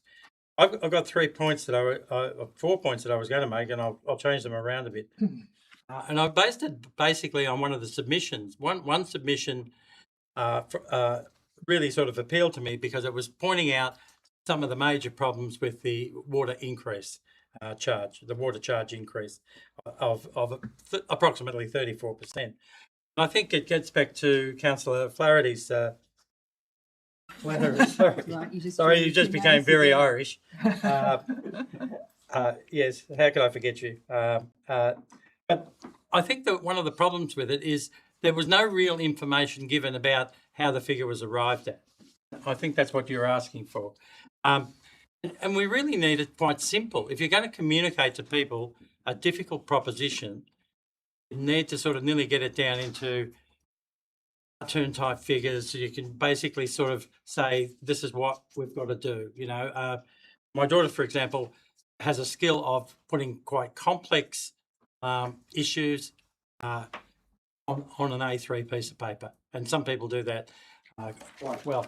But that's what you sort of need. You need to be able to explain it very easily, in a very simple form. So thank you for that, bringing that up. I think another thing that I'd just like to raise is we keep forgetting about the water quality issue. And I could say, how could we forget it? Like what I've just said before. We know it will be fixed in the coming 2 years, and we hope that it will be fixed well. But, you know, you're sort of asking yourself, is it the right time to introduce a price increase? Many years ago, I did Marketing 101, and the key thing in marketing, not what you can sell, you've got to have basically a good product at the start before you can start talking about what the price is going to be. And I hate to tell you, but we ain't got a good product, and we're trying to increase the price. And that makes the whole proposition a lot more difficult. I think my councillor next to me, I won't say the name, Flannery, she has said we're already one of the highest LGAs in terms of charging for water. And where does this increase take us? It takes us probably to the top of the chart, a chart we don't want to be on top of. I think the other factor that was brought up in this submission was that people are paying extra in many different ways to supplement the fact that the water quality is not to a suitable standard, whether it's tanks or whether it's filters or whatever, or whether you're going and buying lots of water bottles or whatever. There's lots of different ways people are paying more to get water that's reasonable. My final point was the point that Councillor Cherry made was about why it was not put over 2 or 3 years' time, which could have been. I take the point. It's going to cost more, but it still might be an easier way to tell the message in some ways. So I just think My concern about the water, we know the SRV is probably coming up at some stage, but it's the water that makes me a little bit unhappy. Thank you. Thank you, Councillor Cameron. I'll now ask for a response from the CEO. Because you raised some issues there. Thank you, Councillor Cameron, and I do absolutely understand from reading, well, I live in the Yass Valley too, and I appreciate that the water quality and asking people to pay more get conflated. We are addressing the water quality, $38 million fully funded. We are on the road for construction to commence. Construction to commence when? Early 27. Early 27. And we are actively working in that space to get that through on budget and on time. I guess for us as the executive, one of the biggest issues that we were looking at in terms of how do we get the water to a balanced budget is making sure that people who don't receive that service aren't paying for that service. And that's a really big part with the cost, with the pricing methodology and the cost attribution. So making sure that, areas that don't receive a water service are not, through their rates and not being subsidising that water service. So it was really an equity issue that we saw from the executive point of view, and to make sure that we were rectifying that as quickly as possible. But of course, council can decide and resolve how you would like to implement that a price increase if you so wish to go that way. Councillors, do I have any further speakers for the motion? Any further speakers against the motion? Councillor Flannery. I hadn't really thought that we were able to ask about the methodology, but just something you said about the equity. And I do understand that if you don't get a service, then why should you pay for it? But as far as state taxes go, I don't use public transport in Sydney. Kind of know what we're trying to do is balance it out here and make it more local. People that come into town also use the benefits of it. So I guess my question is, are we able to discuss the methodology that has come about? And was it before? It hadn't occurred to me until now. Was water just charged to everyone, whether they had it or not? A couple of things, Councillor Flannery. Firstly, the difference between the examples that you provided is the water, sewer and waste are enshrined in legislation and designed to be cost recovery. Yeah. So that's the first thing. Second, in terms of... were people that didn't have the water charge, are they now, is the new methodology saying that, were they charged previously? Were they? So they weren't necessarily charged, right? So in terms of water, waste and sewer operators, 3 separate business units of council. What they weren't doing is paying the corporate overhead in terms of their computers, the number, someone from finance, someone from HR, the rent of the building. So all of that needs to be factored into.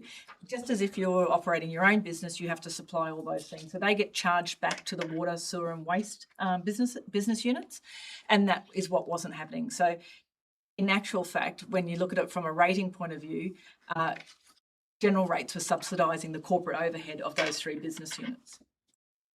Okay, that makes sense. So yeah, no one was charged water that they did not use per se. It's just I was a bit confused by that. Yeah. Councillors, do I have any further speakers for or against this motion? I'll give the opportunity for the mover to close. All good. All right, let's put this to the vote. All those in favour? That's Councillor Carter, Charry, Jones, Burgess, Butler, Rothwell. Those against? Councillor Flannery, Councillor Cameron. The motion is I passed. get my name wrong. Councillors, moving on to item 6.8, the Yass Valley Council Property Strategy. We have a recommendation before us. I have a mover. So moved, Councillor Charry. Seconded. Seconded, please. Thank you, Councillor Rothwell. Councillor Councillor Cherry, you have the floor. Councillor Rothwell. Any speakers for the motion? Any speakers against? Councillor Cameron. Yeah, okay. I just want to make a couple of points. I think I was reading something in the attachments with the long-term financial plan and the document that was sort of presented there for the property information, and it said it was for management purposes only as a guide to the likely impacts of the property strategy at a very simplistic and high level. It made me think that perhaps the whole property idea is very speculative, which I think it is, and that always raises some sort of concerns. I think we're sort of really thinking about what is our core business, and is our core business to go into this sort of idea of property and property development, investment strategy, etc. Obviously, the decision has been made in a sense that that's the way we want to try and go.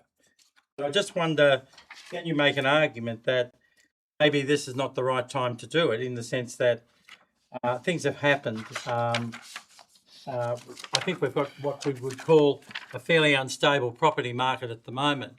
I had somebody tell me the other day that there was a glut in Canberra on property, and that some developers were sort of pulling out of the market and just waiting and seeing what's going to happen, mainly because the federal government changing the rules, and which was quite unexpected and was having flow-on effects that maybe they were predicted, maybe they weren't, but they were having some sort of problem. So there's uncertainty in the market. So we've got external problems to this issue. Now, I was very pleased of all the incomplete things that we're trying to do that you brought forward before as the CEO, saying what we're doing. And I think we've got a lot on our plate. You might have known this, that we've got an enormous amount on our plate, let alone Parkwood, let alone Greygo, let alone whatever.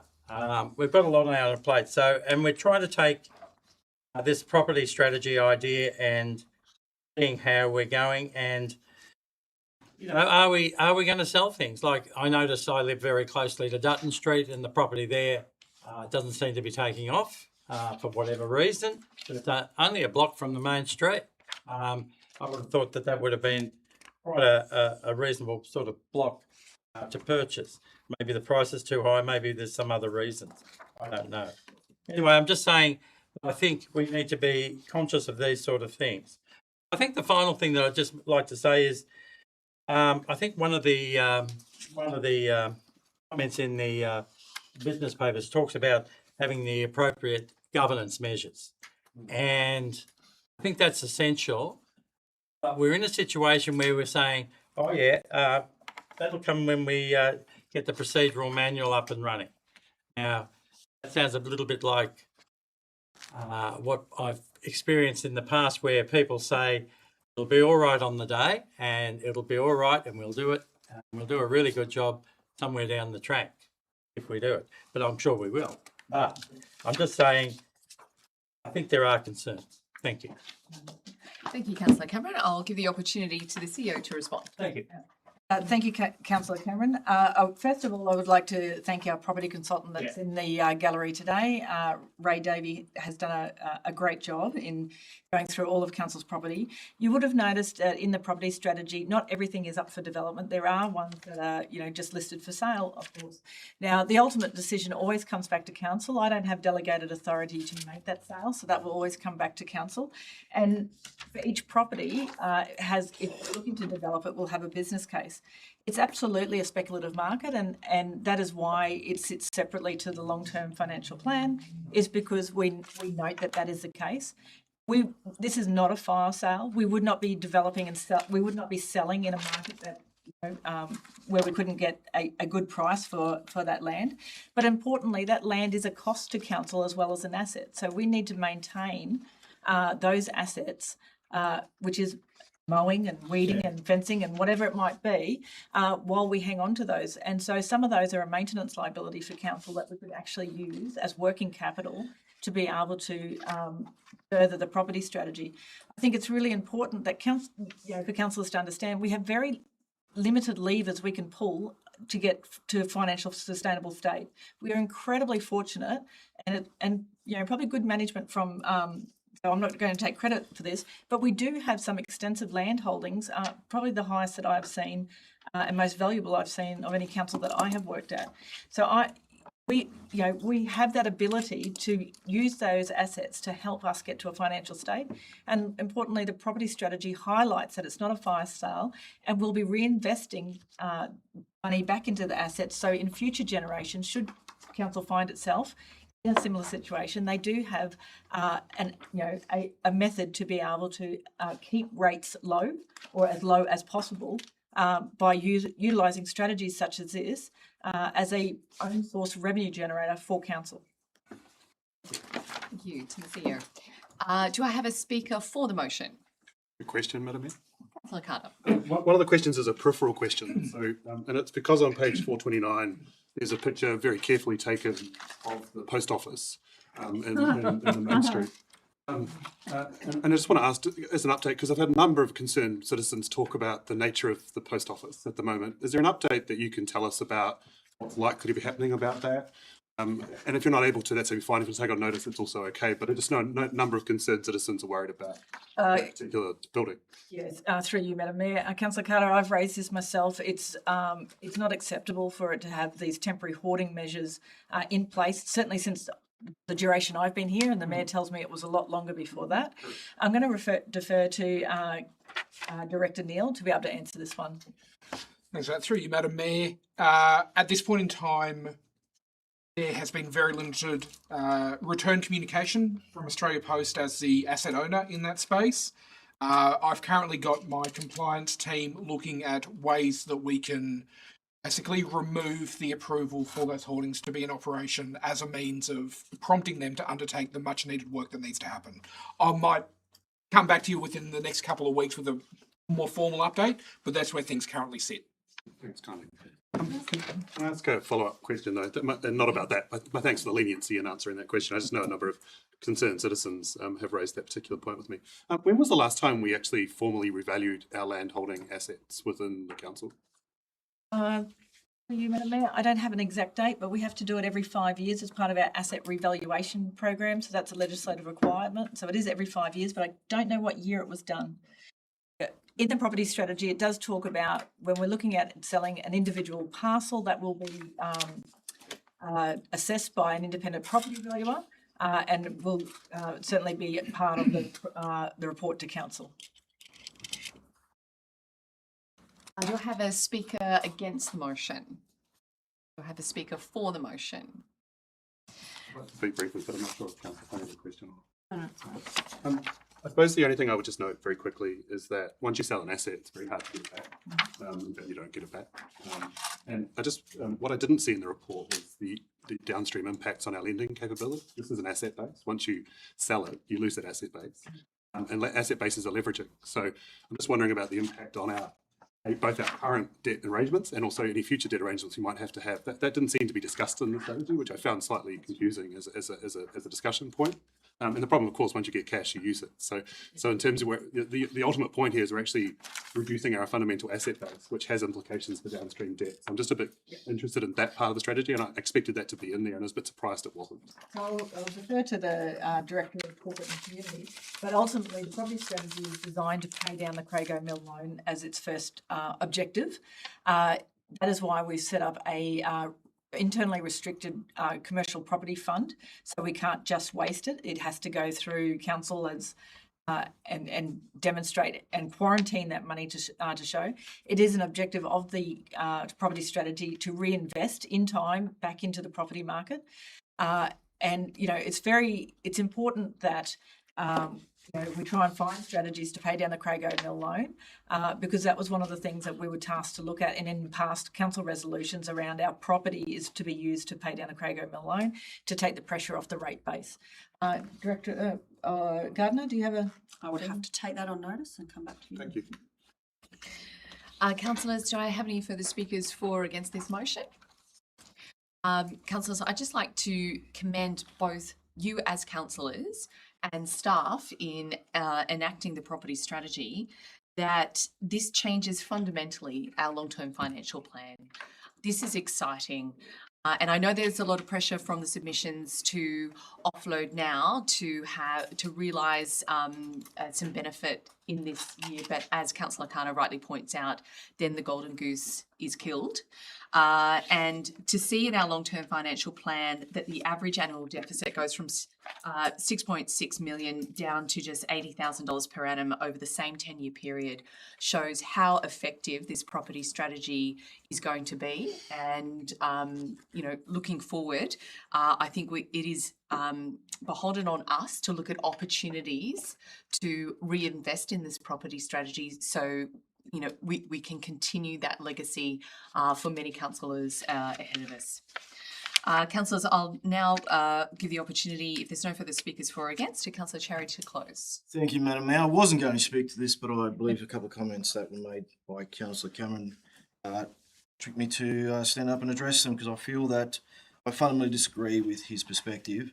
And in particular, can I just start by reiterating, I speak a lot about the Murray Bateman Master Plan. I've already have tonight, and concurrent to that is Council's plan for the usage of Hawthorn and North Murray Bateman as a potential pretty large return on investment. And I'd like to, at this moment, acknowledge the foresight of the councillors who were in this chamber, and I believe Councillor Burgess was here at that time, for them to make that decision, I do believe 2010, correct me if I'm wrong, Cess, to purchase that land with a view to exactly what we're doing right now. I'd like to address the first point that Councillor Cameron said is we should remember our purpose. So therefore, by his rationale, we should stick to rates, roads and rubbish. Okay, and close our eyes to any potential other lever, which we have spoken about at length in this chamber, and we discussed it intimately when we spoke about and rejected the proposal for the SRV. I see this as a fundamental and extremely, potentially a large return on investment, to use that term again, because anybody who's owned land should, first of all, consider themselves very fortunate. Yes, the federal government has just changed goalposts on capital gains and negative gearing. Regardless, yes, real estate is a speculative market. It has always been a speculative market, regardless of current financial situations. But if we don't capitalise on the opportunity that we currently have, we would be doing a massive disservice to every single person that lives within the Yass Valley. So I strongly urge councillors to support this motion, because there is huge potential within this property strategy, and I commend the CEO and her team for all the fundamental work that they've done getting us to this point. Thank you. Thank you, Councillor Cherry. Let's put that one to the vote. All those in favour? That's Councillor Carter, Cherry, Flannery, Jones, Burgess, Butler and Rothwell. Those against? Councillor Cameron. The motion is passed.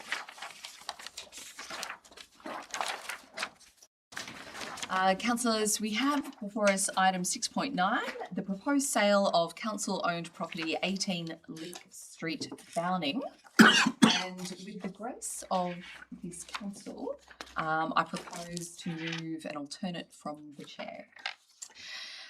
Councillors, the motion before you would be that we approve lot 5 DP 758149, which is 18 Leek Street, Downing, to be disposed of by open market sale, inclusive of 2 former rural fire service sheds located on the property.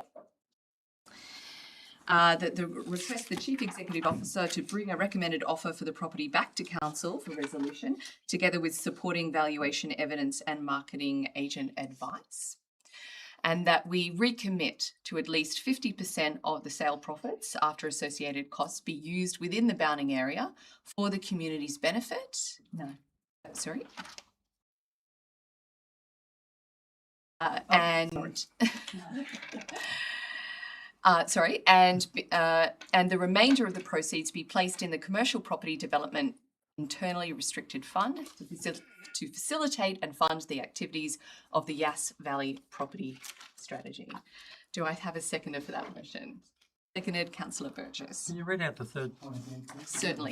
Certainly. So the council recommits to at least 50% of the sale of profits after associated costs be used within the bounding area for the community's benefit. Followed up with, and the remainder of proceeds be placed in the commercial property development internally restricted fund to facilitate and fund the activities of the Yass Valley Property Strategy. That's why that's a recommission. Pardon? Is that a recommittal? Was it just not a commission? Because it was committed that at least 50% of the sale would be undertaken back in 23. Thank you.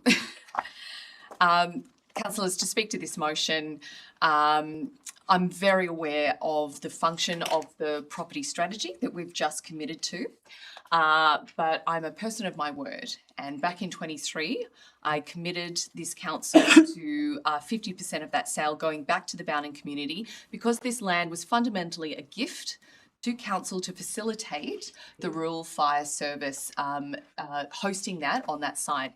And I think it's very important to note that we did not purchase this. It was a gift by the Bounding community as a legacy to provide sheds and an area for the RFS, which was at that time part of our discharge to the community to protect that community. So I think it's important we honour that commitment that we made back in 2023. Councillor Burgess. I'd just say Mr Eccles give that as a fibre go to build their sheds. Is there a building permit on it? The sheds are right up the road and there's a creek goes through it. Oh, sorry, Councillor Burgess seconded that. We may need to take that question on notice, Councillor Burgess, but I'm not exactly sure. Sorry, we have our Property Strategy Advisor, Mr Ray Davies here. So if we could invite him to the podium, the font of knowledge. Ray, can you tell us what permits are active on that? Does it have a building entitlement on it? Does it have a dwelling entitlement? Mr Burgess be clearly identified for our listening audience. So, sorry, Mr Ray Davies, who's our independent property consultant. I'm still not quite sure exactly what the question is. The question is for the property at Leek Street. 18 Leek Street. Does it have a dwelling entitlement on it? Does it have A dwelling entitlement. Can you build a house? As far as I'm aware, it does. Yes. Oh, you have secondary support. It may pose some engineering difficulties because We're selling it. it's floodplain, and there may well be issues around on-site sewerage management.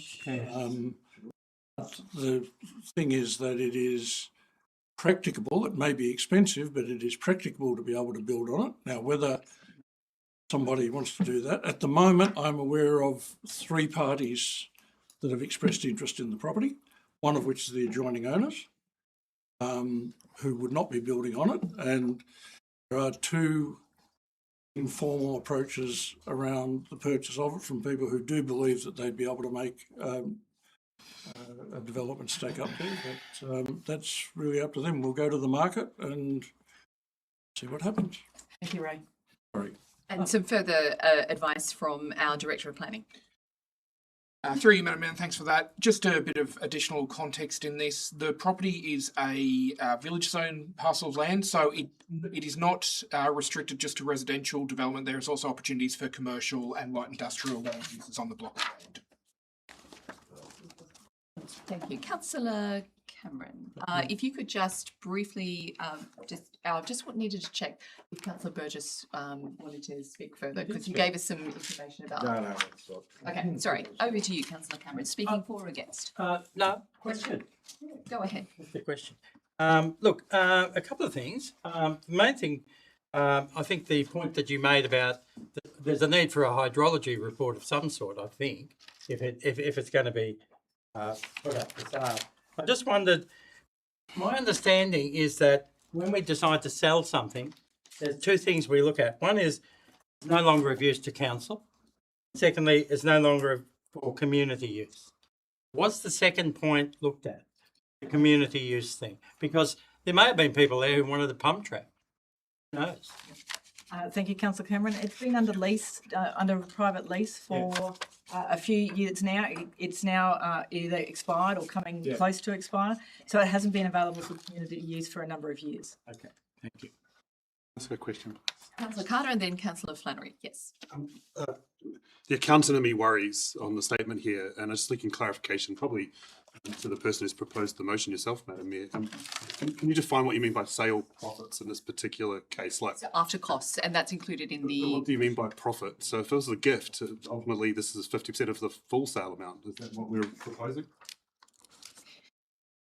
50% of the sale profits. So I wouldn't associate costs, for example, the cost of the real estate agent to sell the property. So it would have to be after those costs are taken off. Correct. And so you it might be just say 50% of the sale less those costs. That would be a better way of expressing that, I think, Madam. Happy to accept the amendment. So take out the word profits. Thank you, Ray. Do I have any speakers against the motion?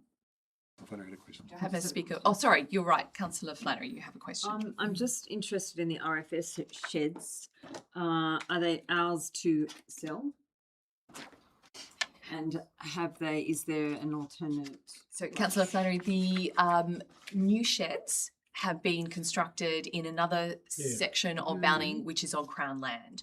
So the sheds, it's my understanding, are our property, although we don't have the keys to the shed, which is part of the whole Red Fleet argument, which is transferring over to the state government's ledger in 2027, which is exciting. Only the vehicles, not the... Correct, not the assets. But this is an old asset, so as I understand it, it's... I understand that they may not use them. I just was hoping, I just wanted us to be sure that we have enough, we own the sheds, or we've spoken to the owners of said sheds to ensure that they're not going to come back to us and say, that was my shed, we want X amount of dollars for our sheds. I appreciate the clarification. Yep. Councillors, do we have any further speakers for and against this motion? Councillor Cameron. Sorry, Councillor Cameron. Yeah, I'll speak for the motion. It's such a lovely Can we motion. put this on record? Thank you. Yes, I was told I could vote yes occasionally.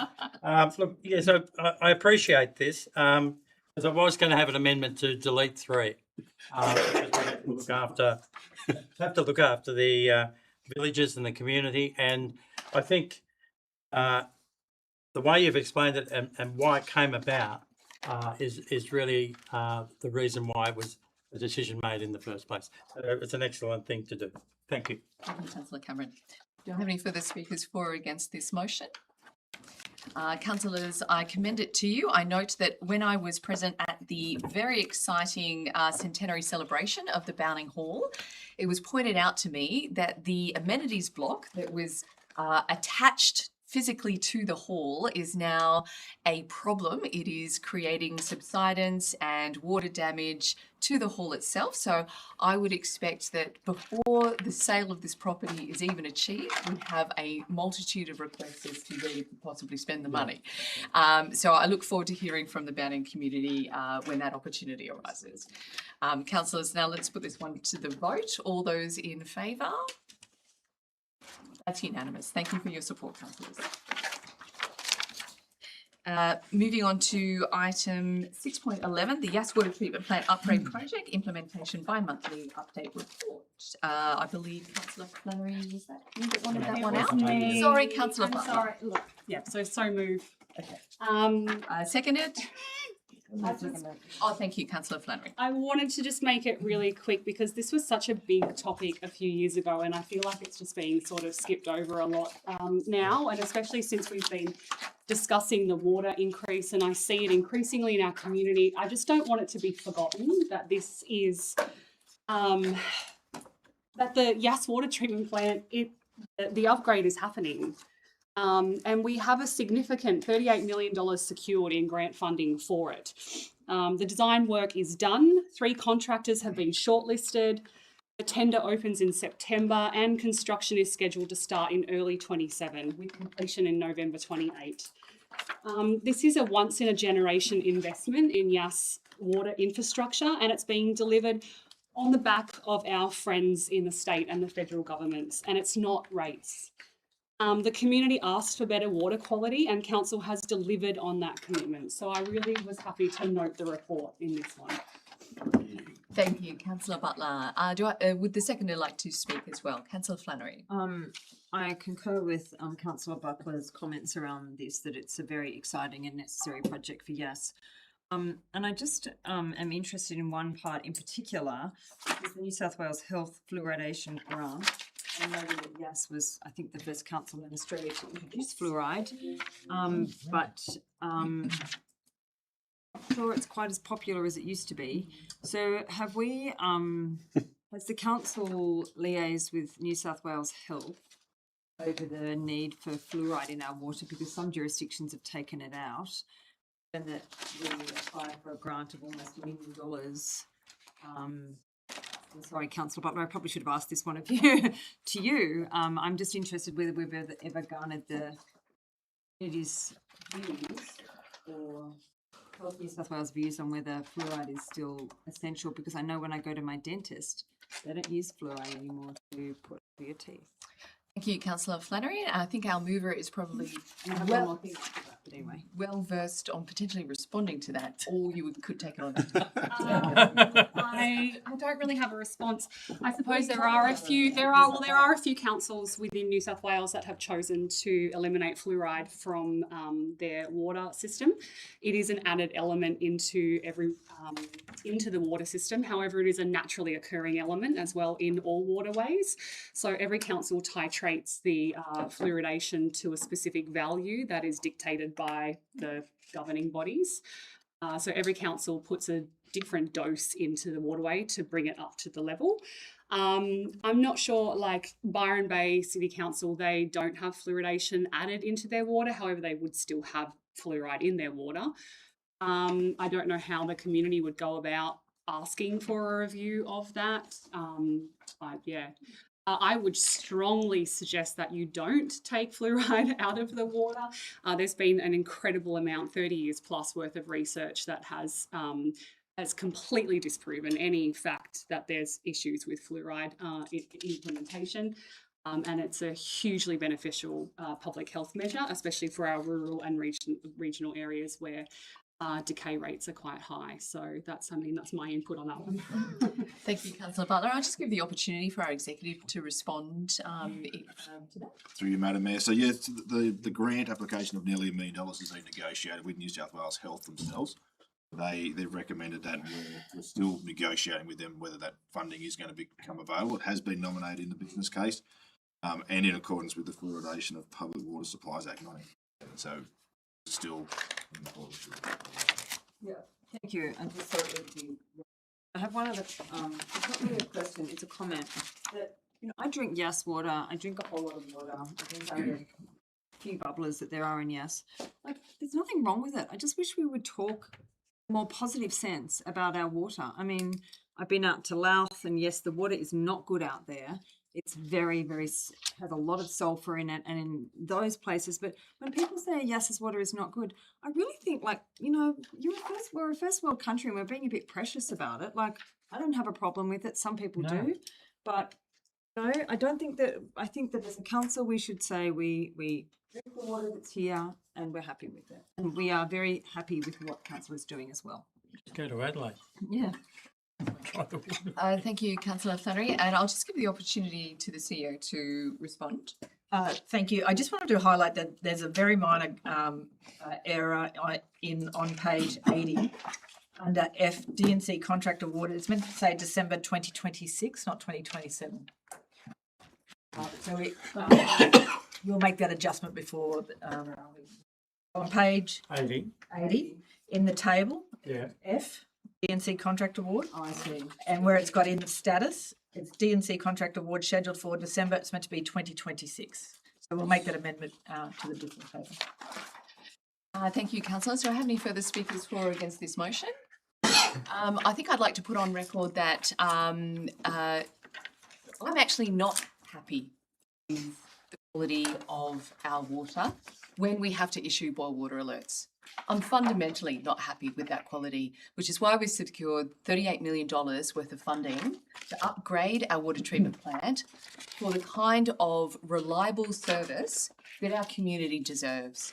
And I want to commend the work of this council and the council before, fighting very hard to make sure that we can, as a rural community, turn on our taps with the kind of confidence that they can in Sydney.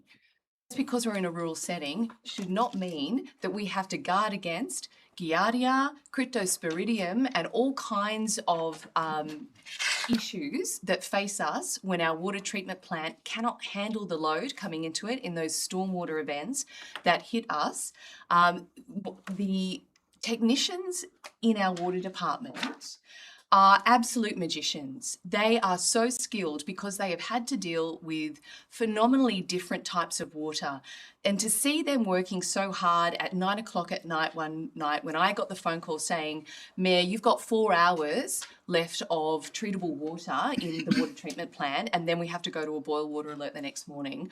I just want to reassure the community that yes, while ever you don't have a boil water alert, the quality of our water is fit to drink. It may not smell great some days, and right now it's completely fine to drink. And I want to acknowledge to Councillor Flannery that I agree that a lot of the times it tastes very normal and very, and it's acceptable to look at. But we have had posted to social media and sent to us and on the front pages of not only our newspaper, but many others, days when the quality is so poor that we feel ashamed of what's coming out of the taps. So I just wanted to put on record that I'm not fine. I'm not fine with it, which is why we have committed to a 4-year project. We have fought tooth and nail to get that $38 million. And we should be proud of the work that we're currently doing, the design and construct phase. It's now into the preferred three tenderer process. And we will deliver this project. We will deliver it on time and to a quality and standard that our community deserves. Thank you, councillors. If there's no further comments from the mover and seconder, I'd like to put this motion. All right, all those in favour? That's unanimous. Thank you, councillors.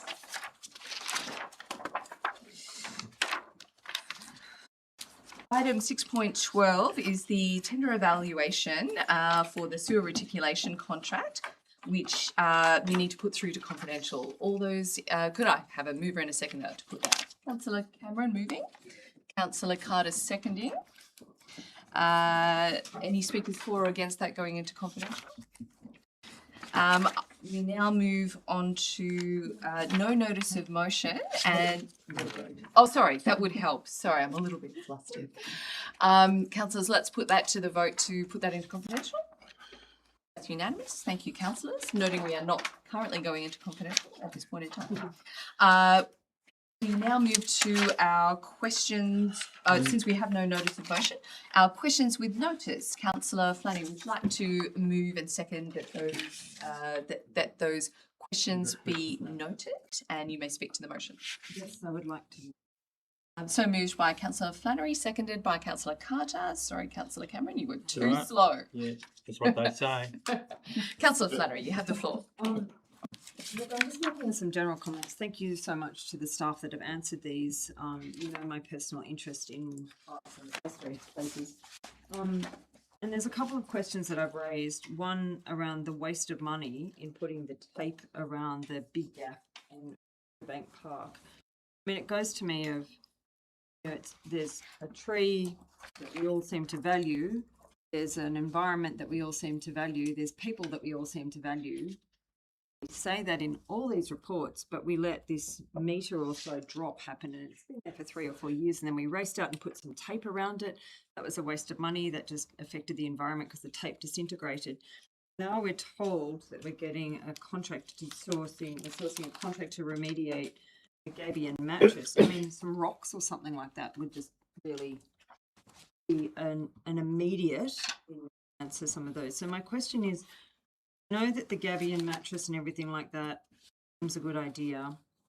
Is there something that we can do now to follow up on one of Council's key strategies about being agile? Because agility is not putting up as a tape. Agility is about fixing a problem.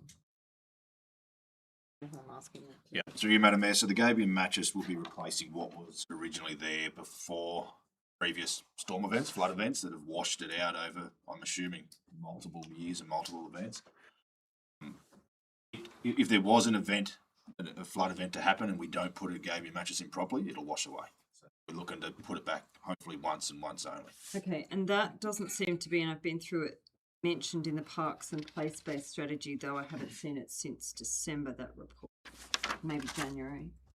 And it didn't seem to come from the operational plans that it was costed anywhere. I think we have an answer for you. Through you, Madam Mayor, in terms of being in the strategy itself, it's an operational replacement of a area that needs maintenance, so it would not be identified within the strategy document. In regards to the being located within the operational plan, I'd have to defer to my fellow director in that space, but as it is just a routine maintenance item, it will be covered in that space. Okay, but it's not that routine that we would do it in 3 years. That would be my assumption. It's sort of routine, but not really that routine. Okay, I'm jumping into question 5, which is really a big concern to me. The cost of not having a compactor means that we're sending waste somewhere from Yass somewhere in trucks that uncompacted waste, and that means that we're probably sending off a fifth of the volume in the trucks. So my guess, given I've known about this problem now for what, 6, 7 weeks, 8 weeks, that we're racking up about $50,000 in the range of that, Wes. It's not going to be fixed immediately.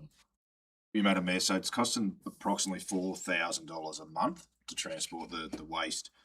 So as you see in the report here, we have reduced the amount of waste going through the Yass transfer station from 275 tonnes per month back to 65 tonnes per month. It's been transferred out to Murrumbateman in our side loader trucks, which they are compacted, that they pick up the domestic service and then take it out there, which is then compacted on a truck at Murrumbateman and then taken to Bald Hill Quarry. The only materials that are being transferred from Yass is what is actually being dumped in the pit, and using a floating floor instead of the compactor at the moment, until the waste service review is undertaken for us to understand exactly what the best fit is for that transfer station. As I understand it, the compactor hasn't really been that flash for a number of years. It just seems really that we're behind the ball and to the detriment of our community that need to pay for these services, not picking it up earlier and going, what is our strategy if this fails? Because it's a major risk, and roads, rates and rubbish. The R is rubbish, and we have quite a bit of rubbish because we allow disposable cups and things like that in our town. So I just am kind of curious, and you probably can't answer it now, why we've done very little to nothing about applying for a grant, thinking about another strategy, or we just say to the community, this is another up the cost because we've kind of dropped the ball on it. Councillor Flannery, I refer you back to my previous comment where we said the waste review has been on Council's books for a substantial period of time, I believe over 3 years. Within 12 months of me being here, we've already hit the go button on the waste review. We're on the tail end of that and waiting for the final recommendations to come out from our consultant. In addition to that, our manager of waste and facilities is a specialist waste consultant, and we're really looking forward to seeing what improvements he can recommend in the space, in addition to what our waste review is undertaking. So I note your frustration, and I share that. But I can assure you that there is plans in place, and we are the review will be incredibly, I suppose, telling of where we can go, where we can improve. Yep. So, I mean, I definitely thank you for your work. It's just that it does seem that to the detriment of our community and to our environment, we have dropped the ball on that one for a number of years.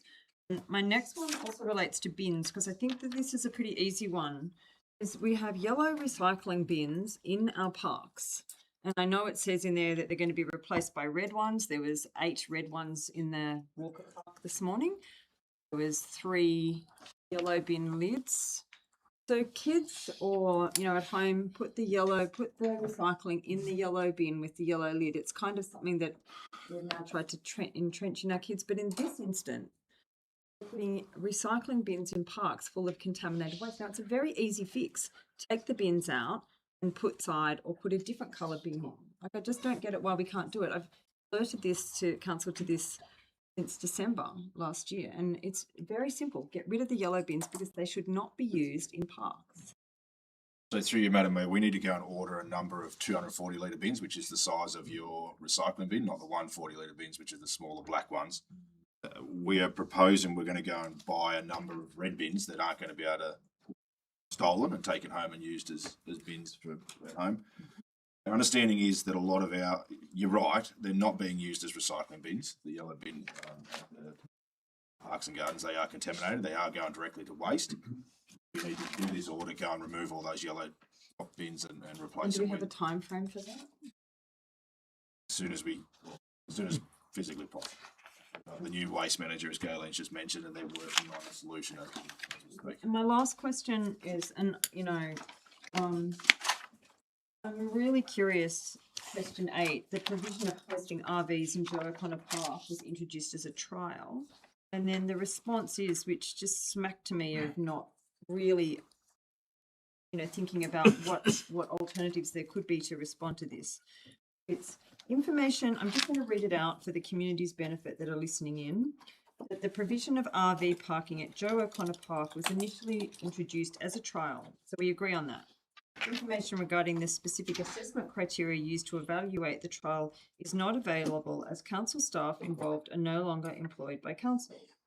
So they've left. They left no records. There's nothing. But there must have been a council resolution that said it's going for a year, 6 months. I don't know. Were you on the council then?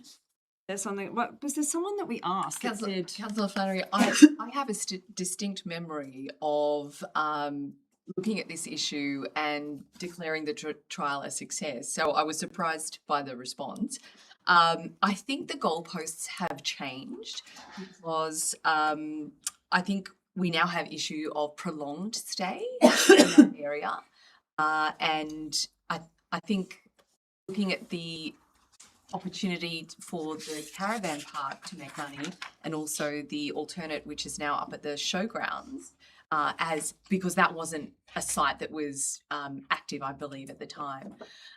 So I'm surprised that there are no documentation because that wasn't my recollection. So I would like to come back to council next time and say, if it was a trial, let's make some criteria up. And the one criteria I'd like in there is it RV or is it everyone? Because when I read the sign and it says here in deference that RVs are permitted there, and that it says here, notwithstanding this, RV parking is identified as a permissible use within the adopted plan of management, sport and rec grounds, which continues to guide the management of the site. Well, there would be maybe 1% of RVs parking in that park relative to caravans, relative to campers, relative to Mr. Juicy vans, the whole lot. And I'm really astounded that we can't tap. Why is a caravan allowed there when it's not a permissible place for a caravan to park and we do nothing about it? No compliance. Also, why are we giving them red bins with red lids? Why do they hang our washing on our public assets? Like, I'm barking on here and you're probably going, can she be quiet? But this comes to me as you walk past something, you accept it. I don't accept it. It's our public park. The park belongs to the public. It doesn't belong to people that don't spend any money in town, that they use our garbage bins, they use our public toilets. Like, get the criteria and come back and say, we're going to review it. That's what I would have liked as my response. Councillor Flannery, do you have a motion to propose coming out of your question? Yep, I do, actually. Excellent. That was where I was walking up to, but I just sat down because I was getting a bit annoyed. So my motion is that the provision of RV parking at Joe O'Connor Park is considered by council, is reviewed at a further meeting of council.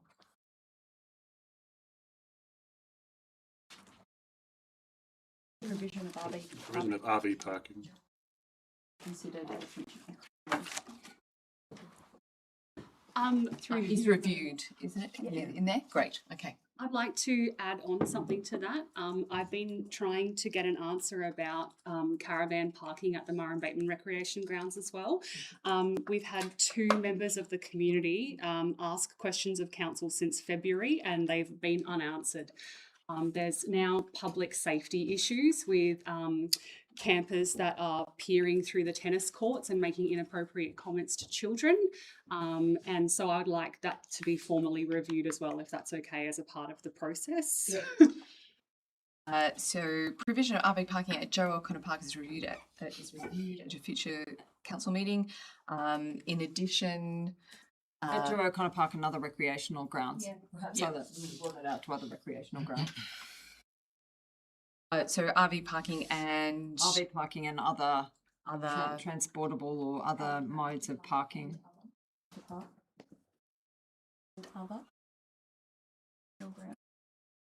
Provision of RV parking, caravans and Yeah. O'Connor Park and other. And other recreational grounds. do you want to limit it to RV parking or RV parking and Caravans, because caravans are there all the parking, time and they caravans park and under the trees and that just makes my blood boil. A similar self-contained. caravans and casual camping? Or what would you call it?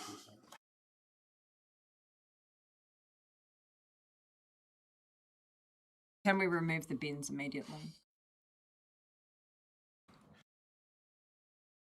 I think how best to word provision. Of short-term temporary accommodation at Joe O'Connor Park, because that way we're not. Yep, provision of short-term accommodation. Yeah. Temporary accommodation. Accommodation or parking? More than parking. Including but not limited to. Yeah, then that's why accommodation is an important component, because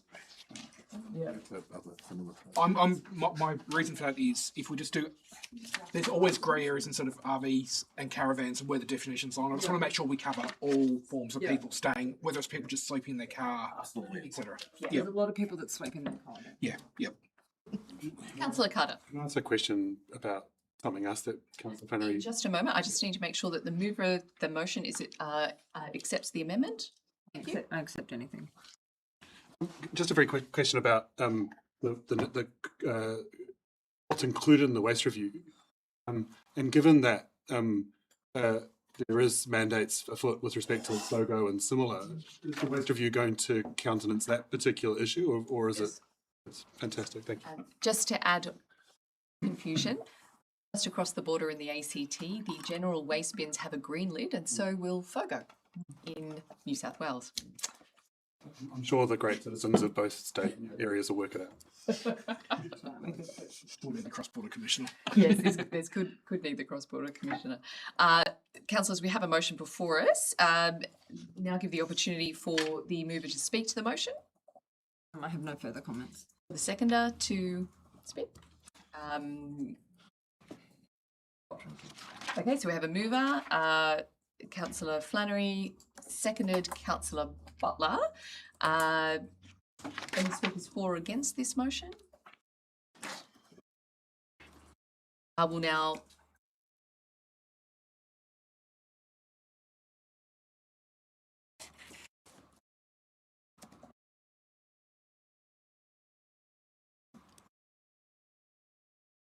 and I might actually just seek some governance advice, because I do believe we moved this. Yeah, we did. So this would have to be an amendment, which is fine. It Yeah. would just be voted on first, and if it loses, we'll go back to the to be noted recommendation. Thank you. Yes. Thank you. Do we not need to note that as well? But It will be an amendment. I think Chloe's just put a motion there, but should we, couldn't the motion not be, the answers be noted and yeah, we could do that. Yeah. Councillor Flannery's I'm happy. Fantastic. In which case, I apologise, Councillor Butler. The mover is Councillor Flannery, and the seconder is Councillor Carter. But thank you for your contribution. Since they have accepted the amendments, there's no need to vote on the amendment. I think we might need to just other recreational grounds. I think we need to just for the short turnaround to be specific about Murrum Bateman. And then we can have a look at a larger thing. In the first instance. In the first instance, I think we Correct. need to state that. First instance, the Joe O'Connor Park and Murrum Bateman. At the start of the sentence, in the first instance. Joe O'Connor Park. Provision of short-term accommodation parking at Joe O'Connor Park and Murrum Bateman Rec Ground. First instance, then other recreational As grounds. required. After recreational grounds, as required. Come out that we investigate the other rec grounds and provide a policy. No, no. Rid of as Just required there. Then go, no, Make it. yep, and then after recreational grounds, put as required. Is reviewed at a future council meeting. No, Connor's with an O. So recreational grounds as required, yeah? Just Do you want to sit on O'Connor is with an O. just leave it that and Yep. leave it So at that. O'Connor, Then O in and what comes out of that report will influence what happens after that. Connor McGregor. Yeah, get you picked up then. Thank you. I do believe that the parking option is actually quite relevant to Murrum Bateman because there are some incredibly large trucks coming through between the hours of 8:30 and beyond. That might trigger some information there too. It could be a little bit complicated because of the field days. There might need to be permits for overnight Correct. parking. Yeah. We can manage by exception, yeah. Another instance could be the Irish and Celtic Festival when absolutely every form of accommodation is already occupied. All right, councillors, we have a motion before us. Would anyone like to speak for or against this motion? Mover and seconder, are you happy to forego speaking to wrap up? Okay, let's put this to the vote. All those in favour? That's unanimous. Thank you, councillors. Now moving on to the confidential matters. So I'll need someone to put us into confidential, please. So moved Councillor Carter, seconded Councillor Sharry. I see that there's no one in the gallery to note an objection. So we'll now put that motion. Yeah, first of all, I need to put the motion and then we'll close the doors. So all those in favour of going into confidential? That's unanimous. Thank you, councillors. And for those watching on the live stream, we will return after our confidential session with the results of the contract before us.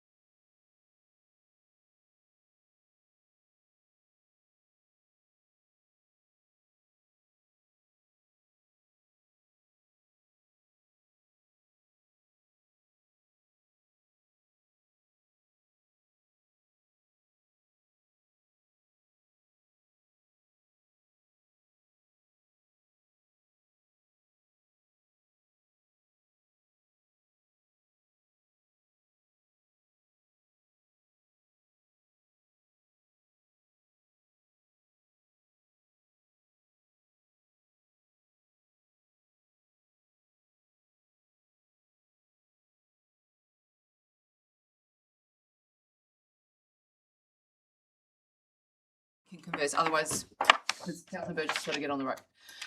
Yep. That's the question you have. Thank you. Thank you, everyone who's returning to see the outcome of this confidential report. Yes, Valley Council has accepted the tender submitted by Pacific Coast Contracting for Laidlaw SPS decommissioning sewer reticulation, which is the contract YVC IA 432025, that it be accepted for a total cost of $394,496.96, excluding GST, and that a provisional sum of $10,000 excluding GST is allocated to the project. Thank you, councillors, for your attendance, and thank you to everyone watching on live stream.